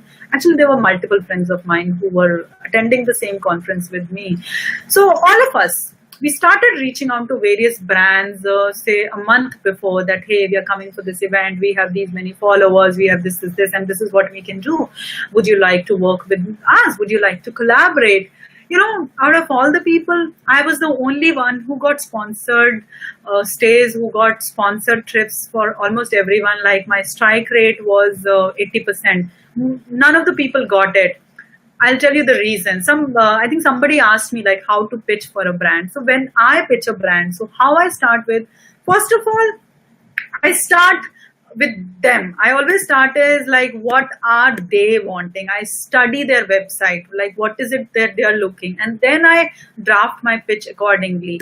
For example, when I was pitching for Skydive Dubai. So I pitched out to them and I said, hey, I will be coming to Dubai and I'm into adventure and I have done Everest Base Camp Trek and this and that and my engagement rate. So, okay, I listed down points. First of all, I tell them what is my niche area. Niche is very important. I tell them about my achievements. Say, suppose if I have won an award, if I have been published in some print media, I'll tell them. I give them my numbers, I share them. Hey, see my engagement 8.6% as compared to the 3% of the average industry. And I share my printed story examples. If I'm published in a media, I'll share them. This is how I was published. And if I'm speaking at a conference, excuse me, I tell them. So I list down the reasons for them to agree. Like, Skydive Dubai, they don't work with influencers less than 1 lakh followers. And that's what the PR lady told me. But they went ahead and worked with me when I didn't even have 20,000 followers, because I convinced them why I was an ideal fit. So it's all about putting your best foot forward. So I'll give you the later pitching examples towards the end, but let me first finish this slide. So start with local publications. Like, it's very easy to get published in in-flight magazines. They're always looking for contributors. Like Jetwings is always looking for contributors. AirAsia is always looking for contributors. GoJet. All these magazines which are there, they're looking for contributors. It's easy get into those publications. BuzzFeed, they have these sites. Then Your Story, Hello Travel. They themselves want to increase their footprint. So it's easy to get. Tripoto is always looking for content creators, and they pay also. Be interviewed. So there are so many people who want to interview you. So be there. So then there are other people who are doing your publicity. Top solo travelers, all these listicles. So it's there. So be your own PR. PR is extremely, extremely important. So guys, if you have any question, so Akhi said, when you reach out to brands, do you DM? Okay, see, I'll tell you when I DM or when I email. So when I'm looking for a contact For example, I don't want my mail to go into a spam folder when I don't know who I need to write out. So then I would, so I usually go through Instagram and Twitter. I first of all see how active they are. For example, if a brand would have not posted something on Instagram for a week, I know they are not engaged. They would not see my message. So I would reach out to them on Facebook or Twitter or find them on their website. And then I find out who the contact person is. I get the email ID and then I draft an email. And then email, I make it very objective. I share my media kit with them, or if I'm not sharing my media kit in the first go, I list down the points like this is the, so I give them the reasons why they should shortlist it. And that's the reason why I have got such a good strike rate where, like, I was visiting US for the first time last year and I worked with all the tourism boards wherever I was going, and I had solo trips arranged everywhere, like right from the parachute jumping to rafting, everything, attending event, everything was done specifically for me because my pitching was right. I can share the pitch email with you later, or maybe we can have another session where I can tell you in details. So be your own PR, guys. You need to be heard. It's very important. Public speaking. Before that, let me have some water. I'm getting thirsty speaking so much. And yeah, I love it. So many applause. Wonderful, guys. I'm so glad you're liking the sessions. And if you don't like, please let me know. I don't want to bore you. I hope you like it. And let me know what you like, what you don't like. Yeah. If you're a newbie, what to show as an achievement. I'll tell you, Shreya. Just let me have some water.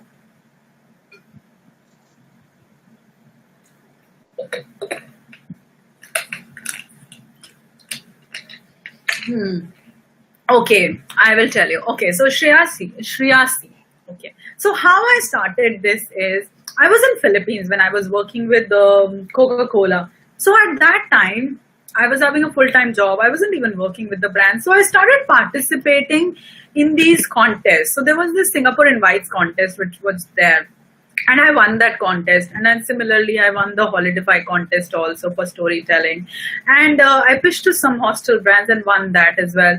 So what happened was, so I start participating in that event, and if I am published, so I started very slow. So my first collaboration actually came with Mad Monkey Hostel Cambodia.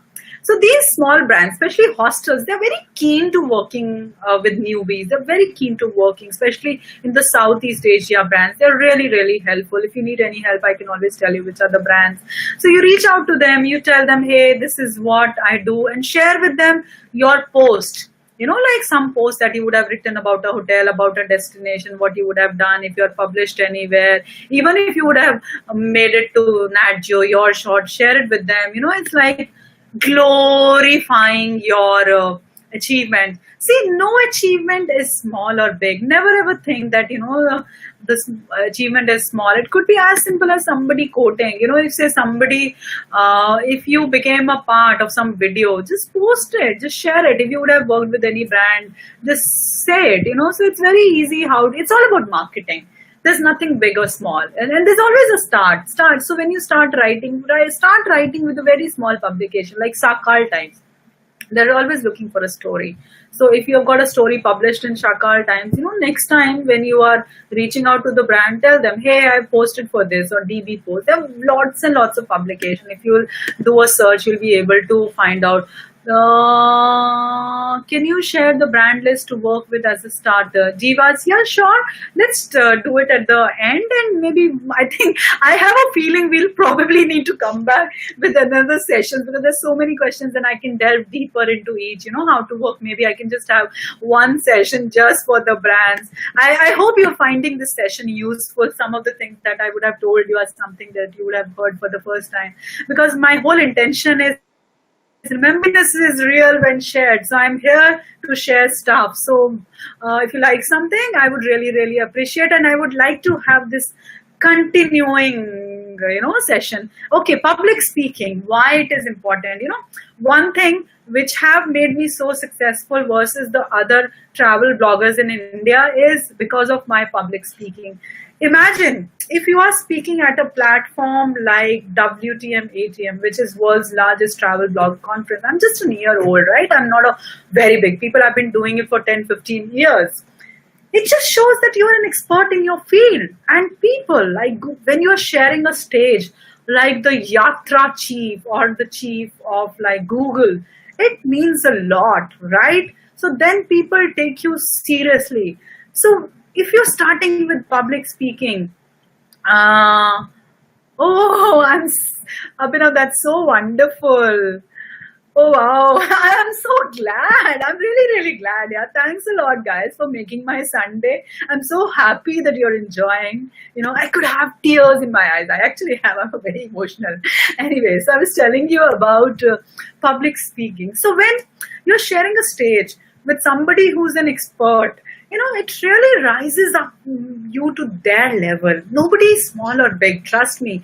When I moderated a panel where there was this Paytm chief was there was Red Bus chief was sitting there, and there was this lady of the Accor Hotel groups. I was not lesser than them. I might have a lesser experience, but when it comes to my expertise, I was at par, and that's why they had me on that pedestal. So you start with local events, you start with your college, school, city events, and then you go big. But aim at speaking in global conferences like ITB, TBEC, Strava, Sparta. Like right now, my objective is to speak at TEDx. And I promise you, like by the end of this year, I will be speaking. If you don't, please kill me if I don't speak. Okay, that is the objective I'm having. That yeah, I really, really need to speak at those events. So have the sky high. Okay, now you will ask me, how do you make yourself reach? I'll tell you what. It's not that everybody is going to come and say, hey, would you want to speak at this event? So I'll tell you how it happens. So there was this photo tourism awards and conference which was being held in Run of Kutch in Gujarat, and Gujarat Tourism Board was. They said, we would want you to come here for this conference. Would you be interested? I said, sure, I would love to have that. And with that, I said, hey, I'm also a public speaker. I speak at a lot of conferences, and I see that it's a conference. So I would love to share my experience. Are you looking for somebody as a speaker? So they said, hey, we haven't thought about it, but let me go back and check. And they got me. And would you believe it? My session went the best. After that, also, even now, people are so engaged. So till the time you don't ask, like this incredible India,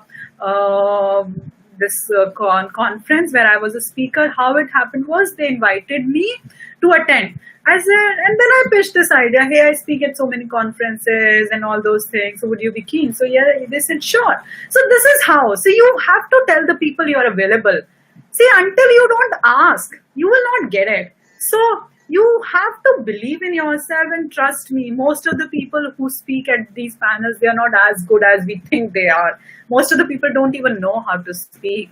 So you are right there, and you get better with doing it. Remember the 10,000 hours rule, which I said from the book called Blink. So speak. Start with your local events, start with your school events, city events, and then aim for the stars, right? Okay, moving on, networking. It is very, very, very important. I had mentioned already, people believe people, Now you know me, like now you have heard me. So you would be able to differentiate me with any other travel blogging, right? You have heard me talking, and if you will see me in the real life, you will, and if I know you in real life, there are chances I'm gonna recommend you more than versus somebody that I would just be dealing in the offline world. So network with other bloggers, join platforms like Kiss from the World, Tripoto, Travel, blog, and attend events, interact on press trips, collaborate with people. Networking is very important, but networking can overwhelm you. So you have to choose very, very wisely. what kind of networking events you should be. So usually what happens is, like, the kind of invites which I get three kinds of invites. So first is promotional, wherein they ask me, the usual mail comes in, hey, we would love you to come to a cookery event, which is a celebrity chef to celebrate our new launch. Or for example, I will be going to Mumbai next week for an event where they want me to come for a launch. And then there is another, hey, come to our events for brands to meet the media, or hey, we are organizing a get together for some bloggers, we would love you to come. So these are the things where they want me to be there. So I always ask a question, fine, they want me there, I will meet a lot of people there, but what is in it for me? Why should I spend my time there? So I always ask these questions, and if it fits my criteria, I go. So the questions I ask is it worth my time? In that time, what can I do? What is the objective I'm going to achieve? Am I looking for some brand endorsement? For example, the event that I'm going next is about a photography brand. I'm looking to upgrade the camera, and I could potentially get a business deal from them, because see, I'll be wasting 3 days of like in those 3 days, I could do a lot of work, but there's a certain objective, and go prepared. Always have your elevator pitch ready, guys, because you might just have 2 minutes. How do you impress the guys in those 2 minutes? So always have your pitch ready. What are you going to talk? And always start, this is what I can help you with, not with, hey, I'm this. Fine, you are this. How does it make a difference to my life? So always study the brand. What are they looking for? Always offer a solution, always see what they could be looking, and always follow up. People are busy. They might have met you at a networking event, but they would forget. So always follow up. Like I was telling you about this ATM Dubai. So I followed up, and I actually got 3 deals already closed. So I'm working with Serbia Tourism. I'm working with Slovenia. I'm working with Dubai hotels and all that. It's because I followed up. So people are more than happy. The first meeting is only the start, right? Did you like this slide? Anything good from it? If you like, strike the applause button. If you have any question, you have the question and answer. Hey, oh, that's so nice, Shriyasi. Yeah, I'm coming from Mumbai, next week. Oh, that's so nice, Aki. I'm so nice that you see a reflection of me. Oh, come on. You would be better than me. Trust me, Akila. You are much, much better. You don't know your potential. You guys, I spoke about that story of the passion in the beginning. Believe that. You guys are wonderful. You don't ever let anybody say that you don't have the spark in you or you lack it. The fire is within you. If you know that you have the fire, people see it. Trust me. They just need to see your passion. Okay, moving on. Now is the big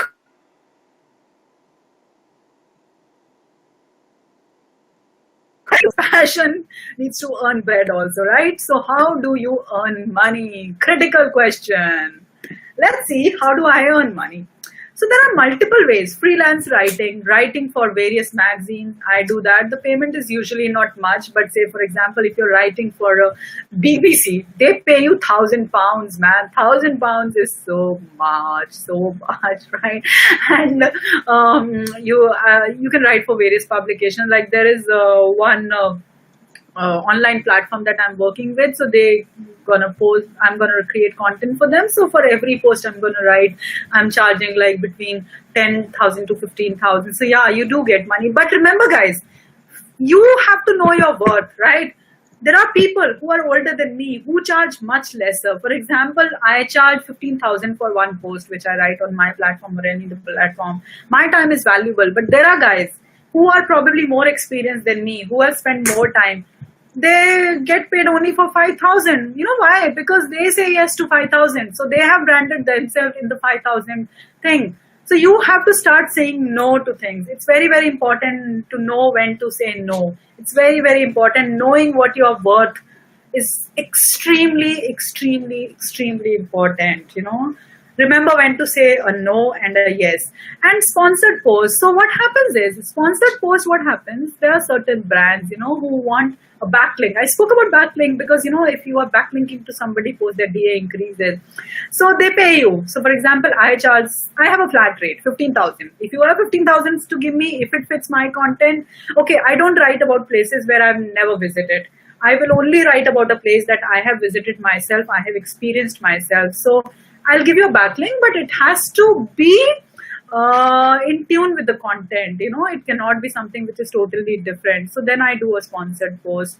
Display advertising, I don't do much. So, but there are people who do it because I don't want to bore my readers with advertising. So people earn from display advertising. Then there are paid blogger campaigns where brands actually pay you. Like I have done it with a lot of brands, where I charge them. Affiliate sales, like I work with Agoda, Booking.com. Say, for example, I'm writing a post about Japan, and if I link it, so anybody who goes on my website and he does a booking from there, so I get a certain commission. So yeah, Vinayak, you're absolutely right. Yeah, you should never do it for free. Absolutely. But there's also a catch in that. I'll tell you, sometimes you should do it for free. Like, you have to judge it. For example, if you're writing for a magazine, if you know it is going to reach higher number of audience, and it could make you an expert, then it's fine. Sometimes I do it for free also, but it's actually not free. It's actually seeing what you're getting in kind, right? Yeah, I can, there's a list of websites I can tell you where you can start writing. So guys, do me a favor. What you can do is, maybe you can list down these questions at the end, or you can mail me and I'll let you know where you can start writing. Paid blog, okay, sell your own products. For example, what I'm doing now is I'm having these products, and I am organizing my trips. So in the next 3-4 months that I'm traveling to Europe, I am actually taking a tour of very similar kind of interest, people who have interests like me, who like my kind of traveling. So I will be traveling extensively in Europe. So the countries where I am taking a group is Serbia, Croatia, Slovenia, and Bosnia. So if any of you is interested, please join me. It's going to be in the month of September, and it will be all offbeat adventure like places, and obviously you get to learn a lot. Yeah, volunteering is nice. Yeah, in fact, I have also done that, it's nice. I'll tell you about volunteering also later. So, and then training and consultancy. So I do a lot of training. For example, what I'm doing right now, it's a kind of a training, right? Shane Dallas, he earns his maximum money by training a lot of brands. Like he done it with Fly Dubai, with Emirates. So he does this social media training. All these brands they're looking for. I have done it for Nepal, where I tell them how to grow your brands and all those things. So these are different ways to make money. Now let me let me show you how to make money. So how I make money is freelance writing, brand endorsement. I do endorse brands where they pay me. So but the brand has to be in sync with my brand personality and what I'm offering, and it has to be around my life. It cannot be forced. But you will never see me promoting a brand which I have no correlation. I will never promote a chips brand or this or that brand. It has to be travel related. Consultancy and training I do sponsored post, I do blog campaign. Okay, so you spoke about the trip. Yeah, so what you can do is, Pallav, I am the dates, I'm putting down an itinerary together and the cost of your Europe trip. So just maybe on follow me on Instagram and on Facebook. I'm going to put all the details there, but these are the countries that I'm doing, and you can come along there. So I will be sharing in the next, I think, 10-15 days. You will have all the details. The countries are kind of fixed. The countries are Serbia, Bosnia, Croatia, Slovenia. So these are the countries where I would be. Yeah. You're right, Vinayak. Because see, I'll tell you what, my niche is travel. So the brands that I work with, like I have done some brand endorsements. So from watch brands, some camera brands, some water bottle brands. So if they fit my scheme of travel, for example, I did this campaign for a UK company. The pay was very good, I have to tell you. Working with foreign brands is they really pay you well. They give you complete freedom. They don't interfere in your creative process. They don't walk you down with your timelines and stuff like that. You don't really have to chase them for the payments. They're really nice people to work with. So I met them, and I was telling you about offline world, right? So WTM London I was attending. So during the speed networking, so this brand had come over. So the guy came in and he said, hey, we have studied your profile and you're into adventure and travel, and we are trying to reach our footprint in the Indian market and we want to work with you. I said, sure, I would love to work with you, but I was flying to Czech Republic, so I didn't have time to get the physical product. So they couriered the product to India, and then I was going on traveling, so I got your product. The interesting thing about their product was this water bottle comes with a filter. So the filter is brilliant. Like, I haven't seen that kind of a filter. What it does is you can filter water from anywhere in the world, anywhere, like from a jharna, from a river, from muddy water, and it will filter the water. It will make it 99.9% clean, and you can drink it anywhere. So you really don't have to carry water anywhere. You can just take the bottle, fill the water, let it handle it for a while, and then and the filter lasts for 3 months. Sorry. So what happens is, I thought that product is actually very useful for me. So I said, okay, I'll work with you, and that's why I was fine with them. Like, you will never see me, saying, hey, put this makeup on. Nothing wrong against that. I'm not saying that there's wrong and that people who are doing it wrong. I'm just saying is that is not my area of interest. My area of interest is travel. The reason why I left such a big job was not to earn money. If money was the sole driver, I would have never left my expat life. Believe me, I was earning shitloads of money. So I decided to follow my passion and earn little less, but a life full of huge passion, was because I want to stay true to it. I want to make a difference. I want to really help the people in the emerging markets who needs my help, and that is the reason for me. That's why the kind of brand endorsements I do are with the brands who need my help. Okay, let me read some questions. Okay, suppose we post a content or picture where we are using a particular brand laptop or camera. Of course you can do that. Yeah, that's how in fact brand sees you. Like, I do Canon, and they actually approached me to be a brand endorser for them. Like the next brand, the photography brand that I'm working, sometimes what happens, it works in the opposite side also. So I posted the content for Canon, but their competitor, they liked me and they invited me, and now they want to work with me. So it works. It's a win-win situation for you. So yeah, posting a brand is very important, tagging the brand. So yeah, so how other people work: affiliate sales, paid campaigns, display ads, freelance writing, ebooks. Like Nomadic Matt earns a lot through ebooks, training, consultancy, trips, retreats. Like my friend Anjan, he does it through yoga retreats and other places, sponsored posts, social media shout outs. Like I also do a bite. So what happens is, there are a lot of these brands who want you to trend their topic. So they'll reach out to you and they'll say, hey, can you tweet about us? Hey, can you do this Facebook thing? But again, know your worth. For example, I did this Facebook campaign for Levi's. So the same video which was posted, so the same video was posted by a person who probably had similar or maybe more experience as me. They charged just 20,000 to post that. I charged 10,000 just for posting that, but I know my worth. So guys, always remember what your worth is. It's better to say no than to agree to each and everything. So don't agree that. Yeah. I'll come back to that, Mitesh. Okay, blogger outreach. So what happens is, blogger outreach, I don't do it, but a friend of mine, she does it, and so what happens, there are a lot of these blog companies who wants their content to be published. So for example, I am doing a blogger and people, I'll say, hey, I want this blog post to be written.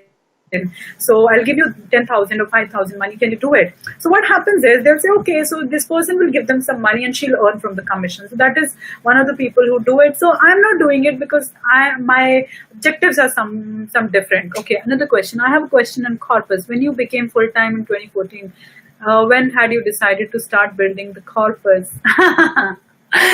Okay, I've been working for 15 years, right? I don't have a liability. I have no liability. So yeah, I started building like 2 years back. no, actually 5 years back. It depends. It depends what is your. I don't have much expenses, so I started building it. And even touch wood, when I left my job last year, so the amount which I set, I had not gone down. So I'm like at a break even stage. So I'm earning enough that I didn't have to eat from my own savings. So I'm earning enough that I can sponsor my own trips. I can travel. I can still do my shopping. So yeah, I'm doing fine. So I'm doing okay, but not everybody. So guys, yes. So did you enjoy today's session? Tell me. Okay, you're already at the last slide. Fine. Okay, let me show you that picture. Okay, now you can ask me the question. Oh, I'm so glad you liked the session. Okay, this picture. This is my favorite picture. And this picture is where you will see it everywhere. So this was clicked in Philippines. So if you see small bumpy things behind this picture, those are called chocolate hills. So why they're called chocolate hills is in summers when the sun is like really burning hot in Philippines. So these chocolate hills, they become brown. And when you look at from top, they look like Hershey's chocolate. That's why they're called chocolate hills. Although they do look boobs, like multiple boobs to me. Okay, so in fact, there's a very interesting post which you can see on Bohol on my website. So it talks about, so this picture, let me tell you a story about this picture, how it was clicked on this picture. So there's this zip line thing, probably it is the only one. So zip line is very common. So gravity does the post, like you are held on this thing and you go like this and you are just pulled. Here you have to cycle, right? And you have like thousands of feet below you where suppose if your harness goes, you're just gone. So I went there when it was a hurricane time. So the trees were damaged. There was nobody. It was just me in that park, and there was nobody. And I had to cycle to the other part, and I was like really tensed. I'm not scared about anything. If there's one thing about me is I am not scared about anything, and even if I might be scared, I'll still do it. Fear doesn't exist in my dictionary. I'll still do it, and I still ended up doing. So it was like shaking like this. I was going like this, but still I paddled, and I'm like a small little girl, So I still did, and I was already tired midway. Then I looked down ahead and said, "Hey, no, I'm not going to fall here. I need to go back. I have to write about this." So I kept paddling and paddling and paddling, and since then, this picture is like one of my favorite. I just love this picture. So this is Philippines. If you're ever going to Philippines, please go to Philippines. It's one of the best countries to go there. Go to Bohol. They have tars here and do this. It's wonderful. It's really, really, really nice. So guys, tell me the questions. Yeah.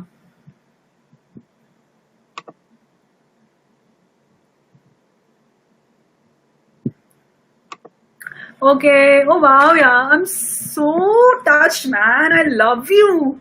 So many. Wow, you guys have made my Sunday. Thanks a lot, guys. Thanks a lot. Okay, now tell me your questions because we are really running on the time. Okay. Yes. Tell us, Aki. You are there with me. Hello? Yeah, you can tell me your question. I have accepted it. Sure, Riva. Okay, as a starter, the brands that you can work with, I'll tell you some of the brands. The hotel brands are the easiest to work with, like the hostel brands, the hotel brands. They are very, very easy to work with. Okay, by the way, guys, Raja just told me that we will share the slides and materials with the participants. There's a discussion forum, so you can join the discussion forum and you can see the presentation there. But it's going to be exclusively only to the participants. And please, please, please do write a review if you liked the session. It's going to be really helpful. This was my first session that I attended here. So it's going to really boost my confidence as well as the Go Seeker teams for them also and for you also. So please do write a review. Oh yeah, hi, I can see you. Hello. Yeah. Go on. I can't hear you. I can't hear you. I'm sorry.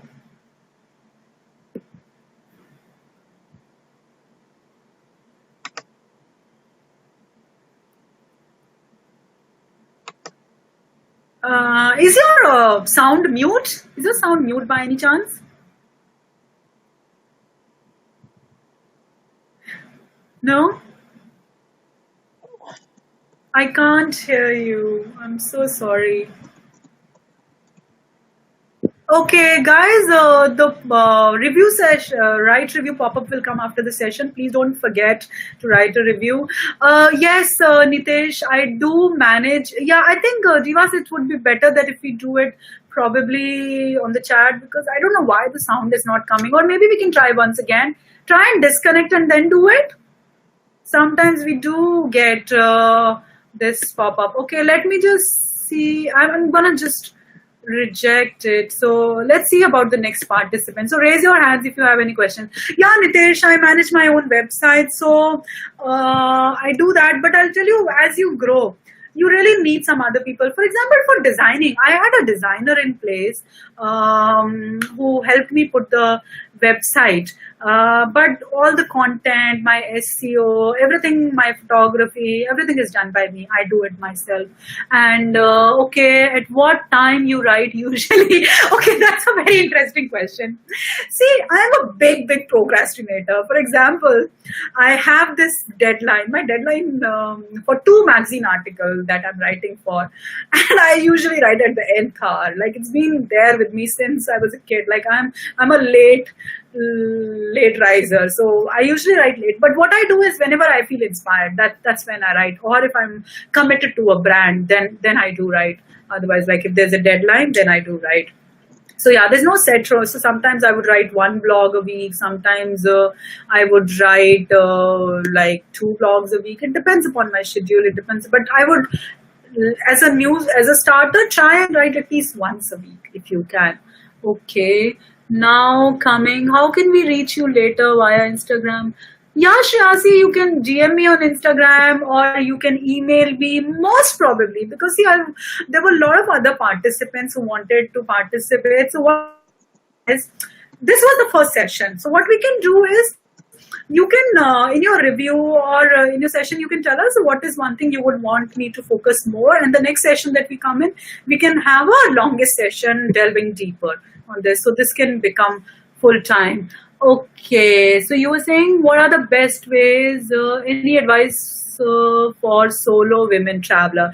Okay, Priyanka, first of all, never be scared about anything. Actually, there are multiple posts on my website if you can go and check out there. So what I say is, start with the destinations which are solo travel friendly. For example, I really find up north mountains or northeastern India or south very solo travel friendly. They're very nice destinations. Out of India, it's like Nepal is very good for solo travel friendly. Sri Lanka, wonderful place. Southeast Asia, beautiful place for solo traveler. Philippines is amazing. So there's a post you can go there. There's certain things for a solo traveler that you need to take care is. First of all, okay, be open to meet people, but don't make them feel you are vulnerable or you're available. You have to be careful. Be careful. There's a post that I've written on for solo women traveler. Maybe just go and search on my website and you'll get it, or I can share the link later on. Okay, right. What is the best way to integrate your own music with travel? That's a very interesting question. How you can integrate? Okay, see, how you can integrate music is, when you're doing your videos there, you can integrate, or you upload in video. I talked about embedding. So when you embed it in your travel, it does. Like other thing is, for example, writing a post, like which are the music, you can say, hey guys, like collaborative post, you can ask people which are the songs, travel songs that comes to your mind when you travel, and then people can answer, and then you say, hey, this is the music I've created. So there are different ways, you can add music to your videos, you can make your gifs and other stuff, where you can add. Okay, about the DSLR. Okay, Shijit, I use Canon D600, but I use 3 lenses, which is 10 to 12, which is a wide angle lens. Then I use I think 1855, which does the most of the job, and then I use 50 to 250, which is for telephoto lens. But now I'm gonna upgrade. So most probably I'm gonna upgrade very soon. And then I have a GoPro, plus I have an iPhone. So yeah, all these is what I use. But now I want to have a mirrorless camera, which is little lighter because all this takes a toll on my back. Okay, then. What is vlogging? No, but I'll tell you what, Vinayak. See, even I thought, I'll tell you, this is my same problem. When I started writing, I always used to think that I can't write. I am bad in front of the camera. But what happened was I started writing and I realized there's so many people like me who wants to hear me. And you wouldn't believe there are the kind of response I got, it's brilliant. So for vlogging, what you should do, what I have done, I suck at editing. I just can't edit. So I do Facebook Live, I do Instagram Live. So just speak your heart out and you gain confidence. People really like doing it. So for me, I would suggest do vlogging on Facebook, on YouTube, do it on Twitter, Instagram, and you like it. Yeah, that's what I do. Yeah, and do it with somebody else. Also, sometimes two people helps. It will help, trust me. Okay, guys, any more questions? Because tell me. Everyone does, okay. Generally, everyone does photography, but I want to know, okay, great, but I want to know, when did you feel you have elevated from amateur to professional? This question, I'm bad at photography, being a serial trekker. Okay, Nitesh, first of all, there is nothing called being bad. There is absolutely nothing which is called being bad. You are good in something. It is just that practice. Remember, there is the rule of 10,000 hours, that you become expert the more you do it. When I started doing it, I said, I can't do it. I can't write. I can't take pictures. It's all about practicing. It's all about reading. Like I read a lot.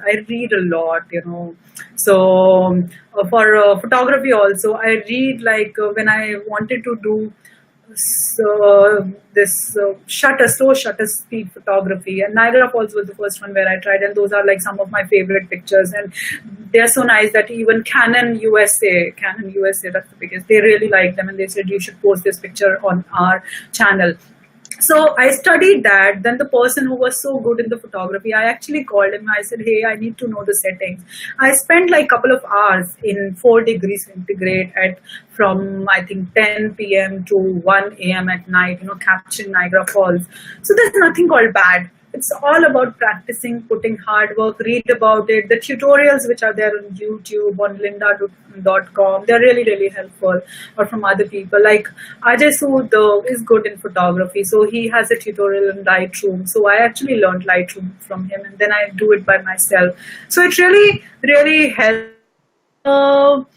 I'm so glad, guys, that you really liked it. Priyanka, I'm so glad you liked it. Okay, you were telling me, okay. So, Nitesh, answering the second question, okay, when I felt from professional to amateur. Okay, the day I decided that I'm going to go from my personal account to a business account, or I'm going to have a professional look to my Instagram or Twitter, that was the day I decided. I said, hey, I'm doing it. I'm serious in this. This is not something that I'm just doing it for fun. I'm serious about it, and that's when I started putting a lot of effort. But let me tell you, guys, blogging is not easy. It takes tremendous amount of effort. I have cut down a lot on my social life. I do party occasionally, but I do put in a lot of hard work. Like earlier, when I was working with Coca-Cola, and even when I was handling the whole of Southeast Asia market and all of their brands, I would put at max 8 to 12 hours in a day. Now, sometimes I put 18 to 22 hours. Sometimes there are nights when I don't sleep. I put lot of hard work into this. So you have to learn a lot, because initially you really need to learn. You are wearing a lot of hats at the same time. Like you have to do your SEO, you have to do your content writing, you have to be good at your photography. So you really have to put. And by the way, Nitesh, I'm a trekker too. I started with trekking. So it's there I started taking good pictures, man. So yeah, there's nothing called bad. Right? I hope I answered your question now. Okay, now Let me think. You are not, so remember, Nitesh, you're not bad at photography. Yeah, thanks a lot, Priyanka. I'm so glad you like. And should we tag brands in post or just no, no, no? Absolutely tag them in both of them, in post and in stories.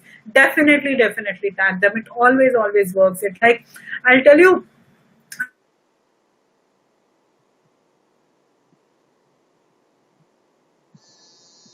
timed. So right now I'm in the phase of working on my Europe trip. So I'm tapping Slovakia travel, and they are the ones who will be who are organizing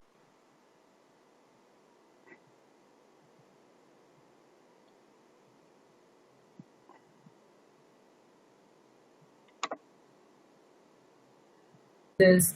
Yeah, yeah, Priyanka, please do write a session, yeah.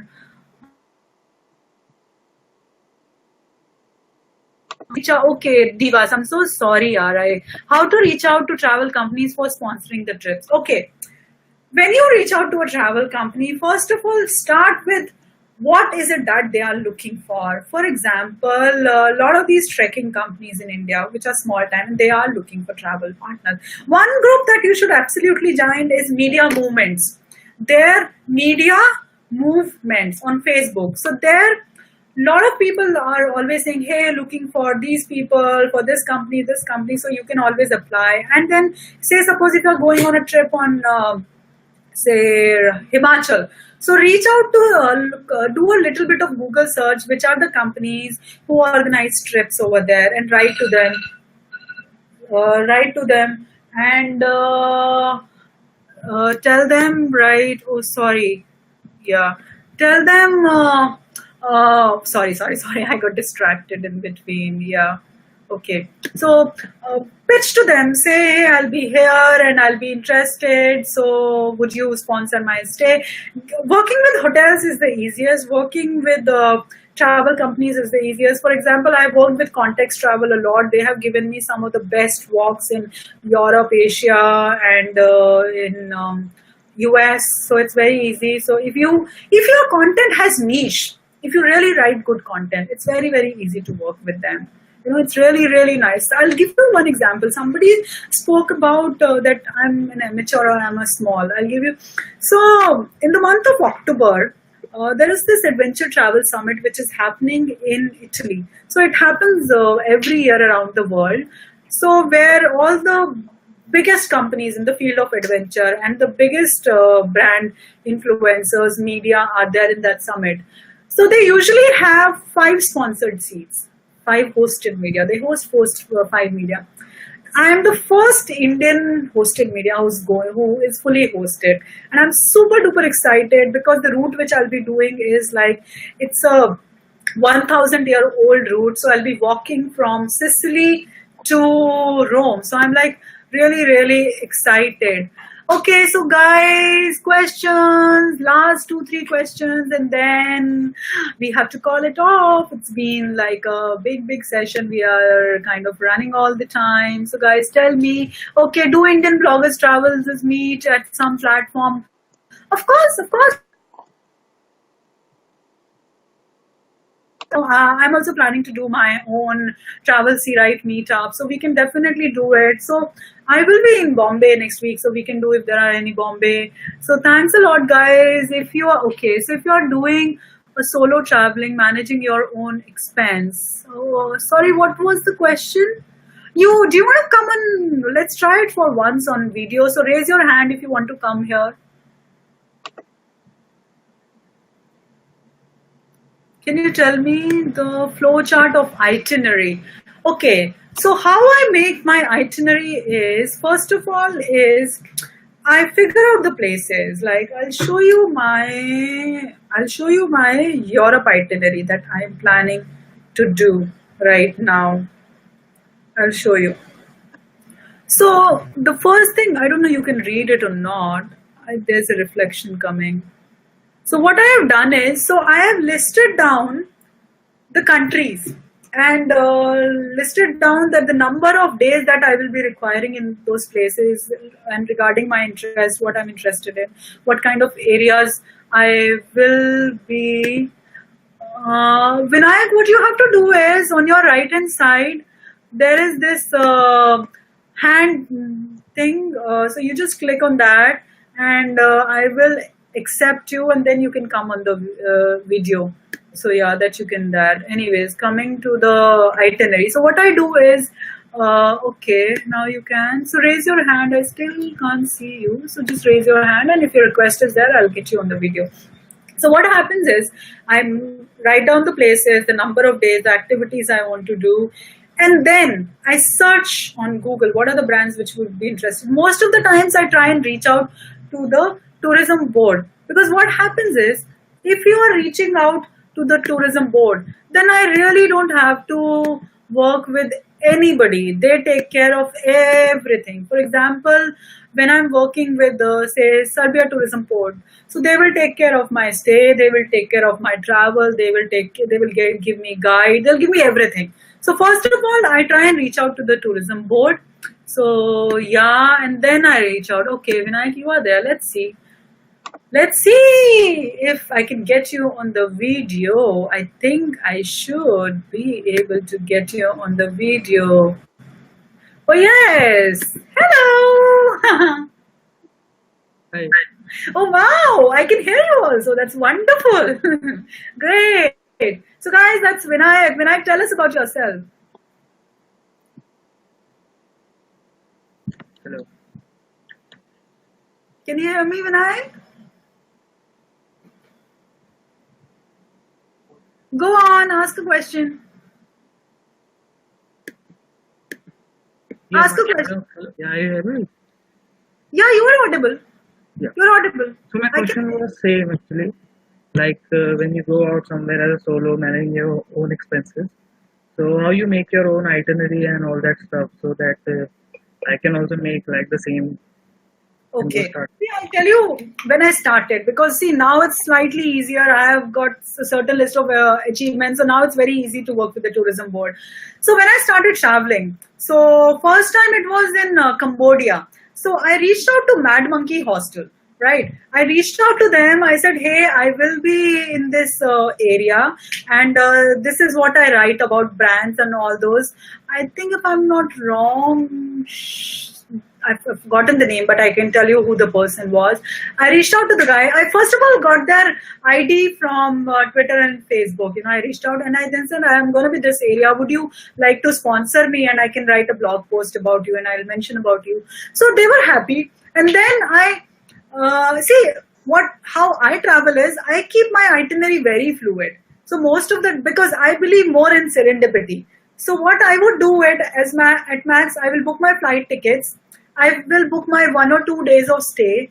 If it's not a tourism board, right? If I'm doing it by myself, and then I keep it open, and then I talk a lot to the locals. So if, for example, when in Cambodia I was there, so this guy told me, I was at the hostel, and this guy told me that there is this place which still has got landmines, and that fort is very, very old. Not many people know about it. So I actually did a day tour. If I would have got a itinerary from day 1 to day 10, I would have never been able to explore, or visiting Battambang and all those places. So I keep it very fluid. I talk to a lot of people.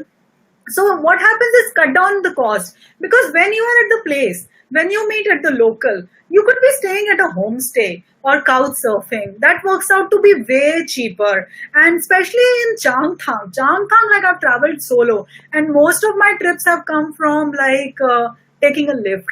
Yeah, I take lift all the time. So whether it was like going to the topmost part of Dimchok, so I have taken lift from a truck driver to a army officer, everyone, and the stories which you get out of those, they're like amazing, man, amazing. But at the same time, don't take a lift, which can mug you. So there was somebody who was mugged, you don't want to come back with all your clothes gone and everything gone, right? You want to make sure that you are taking a lift from the right person. So in my case, I just start with the place I want to visit, the kind of things I want to do. I book a certain number of days and I keep it very fluid, and then I go with the flow. And so most of the times I do that. So what that helps me keeping my finance in hand. I try and do it in as much little expense as possible. For example, when it comes to food. So I depend a lot on the local food. So I take a lot of fruit, lot of nuts, eat at a lot of places. So first of all, you are experiencing the culture. I stay at a lot of homestays. So I don't travel with a big rucksack. I travel with very less. So my camera bag is heavier than my clothes bag. There are very less clothes in my stuff. It's mostly the camera which is there. So that's how I do. So my itinerary is kind of very low. In the case of Europe, I know because I'm going to be there for 4 months. So I wanted to explore the eastern part more than the western part because I've already done the western part. So the countries which I'd not visited, like Slovenia, Croatia, Serbia. So I had to visit those. So that's why I put them. And then looking at the map, I said, okay, if Prague is going to be my entry point, what is the place I should? So I said, okay, with Prague, Slovakia is connected. So I'll go to Slovakia, from Slovakia, Romania, then Romania to Bulgaria, then Serbia, then this way. So you look at the maps, then one app which I use is Rome to Rio. It's a fantastic app, fantastic app. What it does is it tells you which is the fastest and the cheapest way to reach from point A to point B and C. So it's really, really wonderful. Then other thing which I use is offline maps, maps.me. So there are places like, especially when I'm a solo traveler, like in Japan, when I was in topmost Hokkaido, where there's no connection. And I'm in the middle of jungle. I don't know. I could be lost. So maps.me, what helps is it gives you the offline map, and it is very, very accurate. So it brings you to the point where you want to go. So that's how I do it. I don't know whether I answered your question or not, but yeah. Definitely. Cool. Thanks a lot. So let's move on to the next one. So I'm just gonna do that. Thank you. Bye. So guys, yeah. Any other question, guys? You can raise your hands or let me know. Anything which you liked from the presentation or anything which you didn't like from the presentation?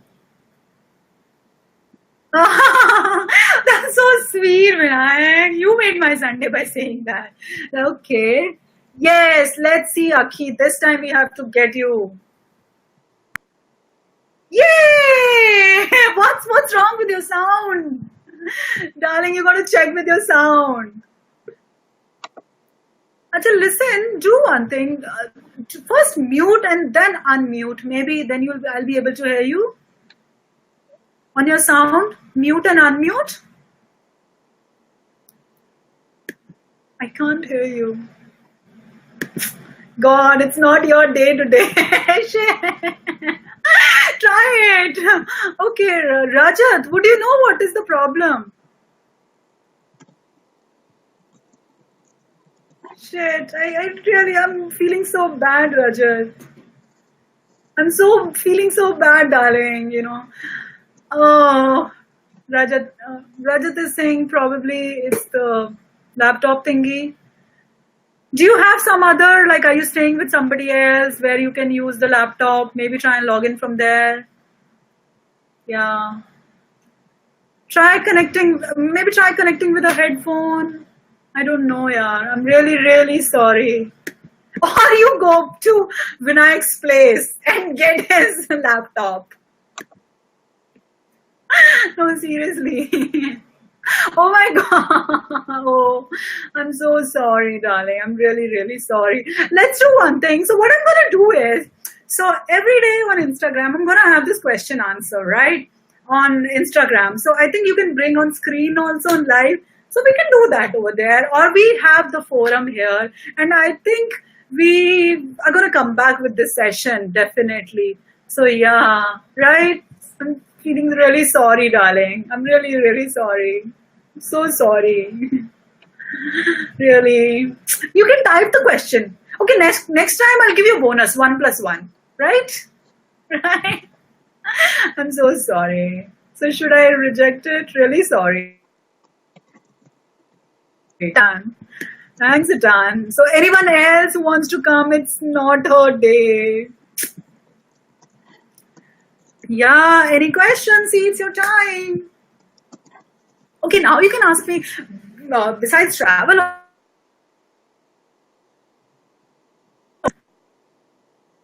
absolutely loved here. I hope you guys enjoyed it. as much as I did. I really, really enjoyed being here. Will we get an email of the recording? Okay, Divas. Divas, you've got a nice name, man. No, Nitesh, I have not been to South America. This year, I almost went there. Most probably next year, I should be there. Yeah, I should be. I badly want to go to South America. Really, really, really. I want to go to Antarctica, is like my place. I really want to go to Antarctica and South America. Those are the places. Yeah.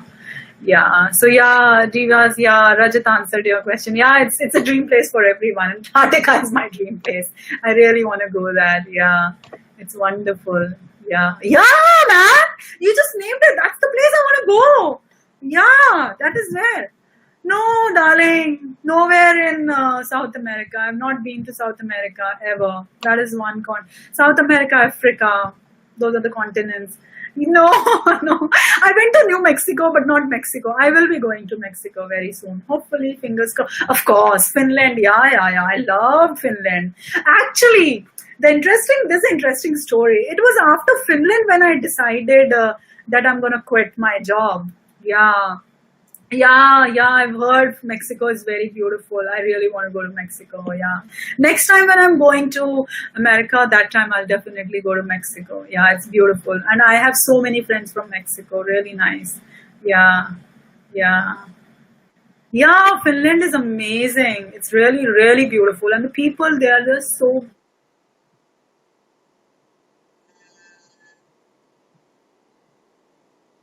have two posts on Finland. But right now, okay, one country. You guys have not asked me one question.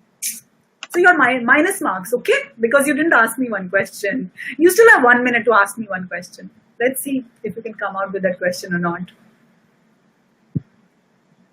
Ask, ask, ask. That is a question which I get asked most of the. Oh yes, Shriyasi! Oh my God, it's your day. Yes, you are a very smart girl. Or maybe you have installed a camera in my head, right? Okay, my favorite country. Any guesses? What could be my favorite country? Let us give the chances to other people. What could be?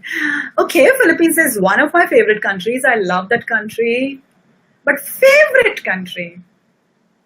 Okay, Romania is one of my favorite country. Yes, no, this time you are not in my mind, Shreyasi. I'm sorry, your camera's failed. No. Okay, let's see. Yeah, of course, incredible India. Yeah, yeah, yeah, but not favorite. Favorite is one. Yeah, one more. Take one more wild guess. I actually talked about that place in my session as well. If you recall, there was one place that I spoke about. Yeah. No, no, no, no, no, no, no, no, no, no, no, no, no, no, no. It was Japan. Oh my God, guys! I didn't even see that. It's like 1:30. We started the session at 11. Oh shit! Yeah, Cambodia, Serbia. All these are my like places which I really, really love. But my favorite country is Japan. And why Japan? I leave that to you. So you guys have to tell me why Japan. Ping me on stories, write your stories or post it and tell me why Japan. There are some pictures from Japan. Tell me why it's my favorite country. So should we say bye and close this session? Cherry blossoms, yes, one of the reasons, but something else. So love you guys. Thanks a lot. Thanks a lot for having me here. And I absolutely, absolutely loved you. Thanks a lot. And remember the story which I said in the beginning, all of you have it in you. Never let anybody say that you don't have it. Bye. Take care. Good night. Good night, Aki. And thanks a lot, guys. Thanks for having me here. Bye. Take care. And we'll have another session soon. Bye.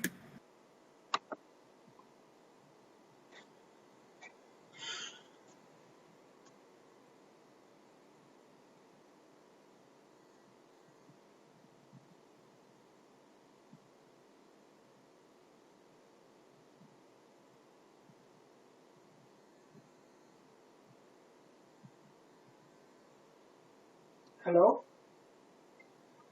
It was awesome. It was just outstanding, Archana. I mean, we didn't get a single bad review this time. I mean, each and every person, I mean, even overextended for an hour. And I mean, you just see the reviews. I mean, people would be motivated enough to go to the event page and then write a review there. That people usually don't do. You just see. No, no, no. I mean, probably the best session that we have had on our platform. Yeah, yeah, man.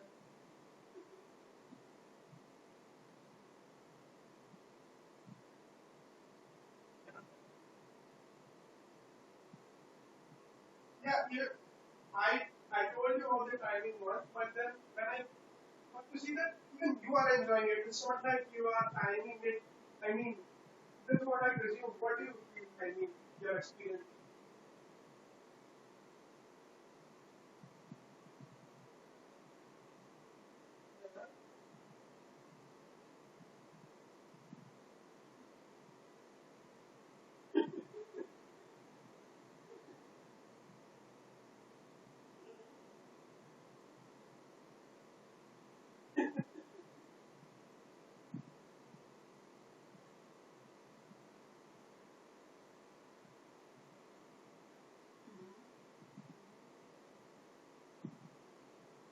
So, yeah, not all the people joined. Actually, two of them reached out to me. They had some personal work to sort. So we had 18 people who had joined the session. And for all the duration of 2.5 hours, everybody was there in the session. Nobody left the session. Can you imagine? You got them engaged, you got 18 people engaged for 2.5 hours. Yeah, I'm really glad that it's not just a business, it was not just a business engagement for you. I mean, if you enjoyed it, that makes me feel very, very good. And of course, the audience was there. Yeah, of course, we'd be more than happy to do that. I think this was a pilot run for you, and I really hope that you like the experience of the platform.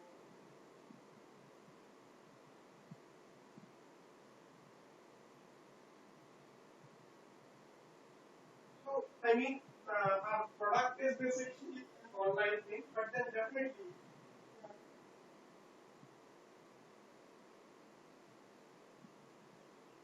yeah, you will.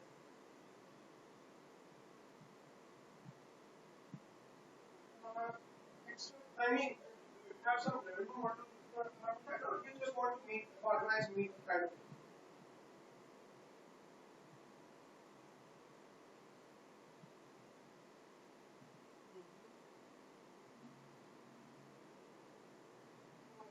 Yeah, that is there. They are going to be your micro influential in the domains.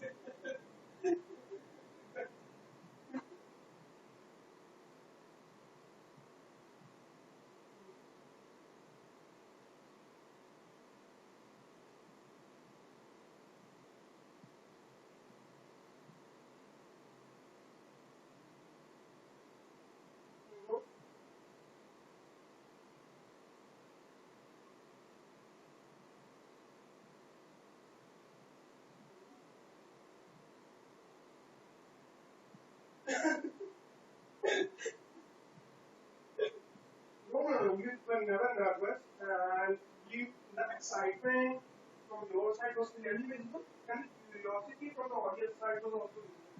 So it was like a great match for uh, both of the stakeholders, right?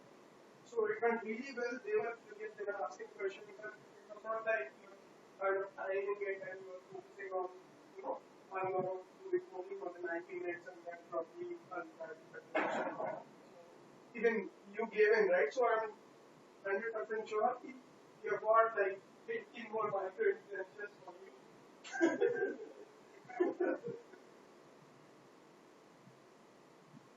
Yeah, yeah, yeah. It was actually.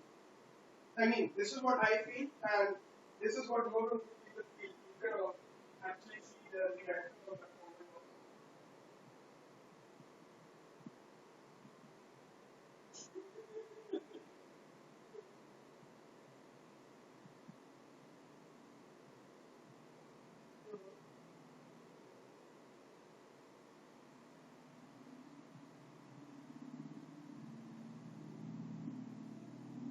So we have the news, we have the news and news, and of course we get a couple of pictures of the event. That's also that. And we have a review section in the website. So whatever they're gonna write, it's gonna come on the review section like this section is great. You can always check on the website. So that is also there. So of course we'll be setting up a post for social media.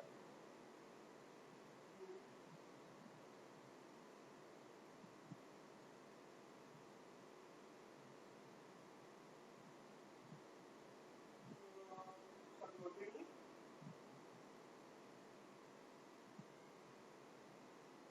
Yeah, video was recorded.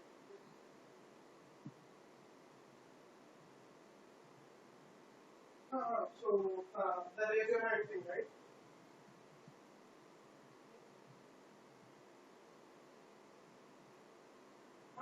So one-on-one interact with people. Yeah, that's there. The whole session is recorded right from the part you started delivering the session to the end where you interact with everything.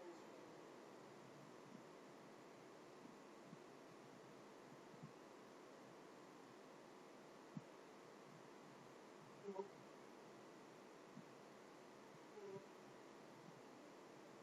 sure. Yeah, yeah.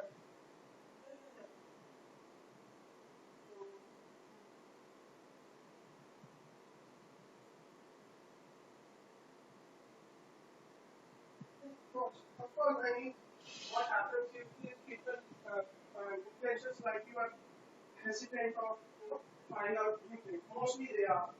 So this was also for us to get you on the platform and get acquainted with the systems and the technology that we have in place, and of course the support that we provide. We also want, we are a 10-month-old startup, so we also want to explore what's the message. So, did you figure a date when I come in Mumbai?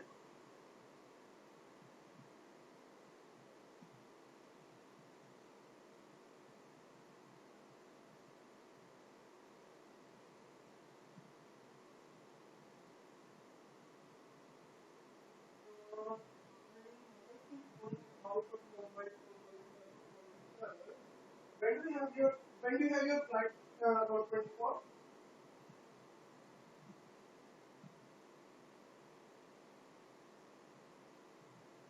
Uh, right, right?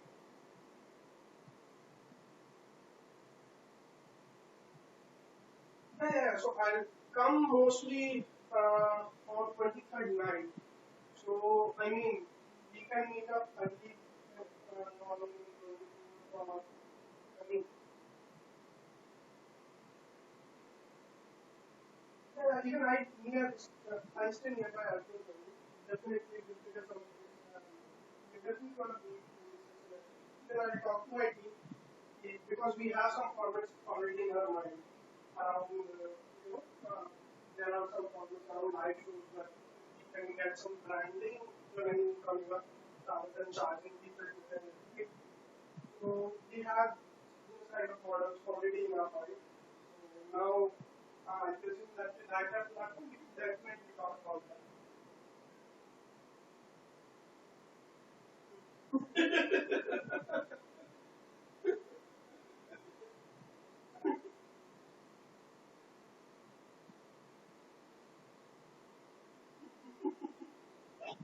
And I could totally see that. I could totally see that.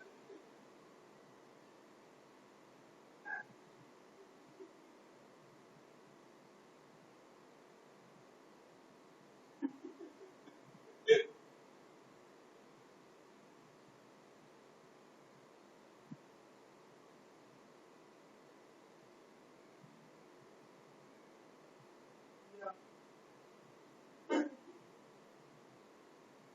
Yeah. Yeah. Of course. So,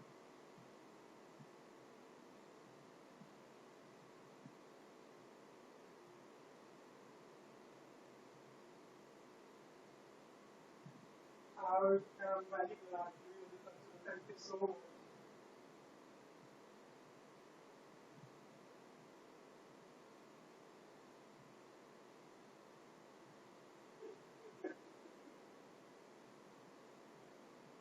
trying to make a difference. Let's see how it goes.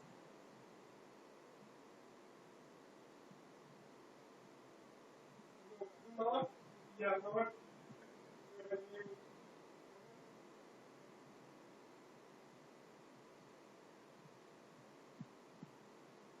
Yeah. So, so we did look at that and because we want to control the conflict. So we did reach out to many people. I mean, we reached out to Shivya also. We reached out to Andre Kame at your gone to Instagram. She's also an yeah. So we wanted to do an event on traveling, how to make it a full-time career, right? So we kind of shortlisted some who had some writing profile. We reached out to them because we are not a brand as of now, so it cannot work like we hire if we are targeting some person A, and then we'll surely get a response from them on that, right? So we did reach out to 5 or 10 people, and we were fortunate enough to get a reply from you, and you kind of like the platform and you were ready to do partner. So we got some replies even after that, but then we kind of stopped at it.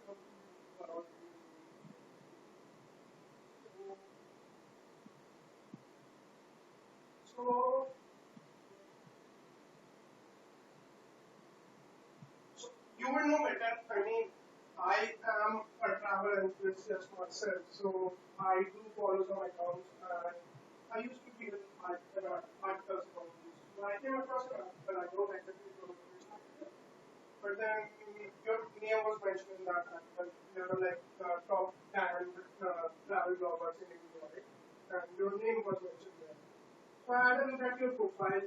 You had a pretty good decent following and your content was very good. So that's kind of how we select those profiles to reach out. And then yes, things kind of materialize.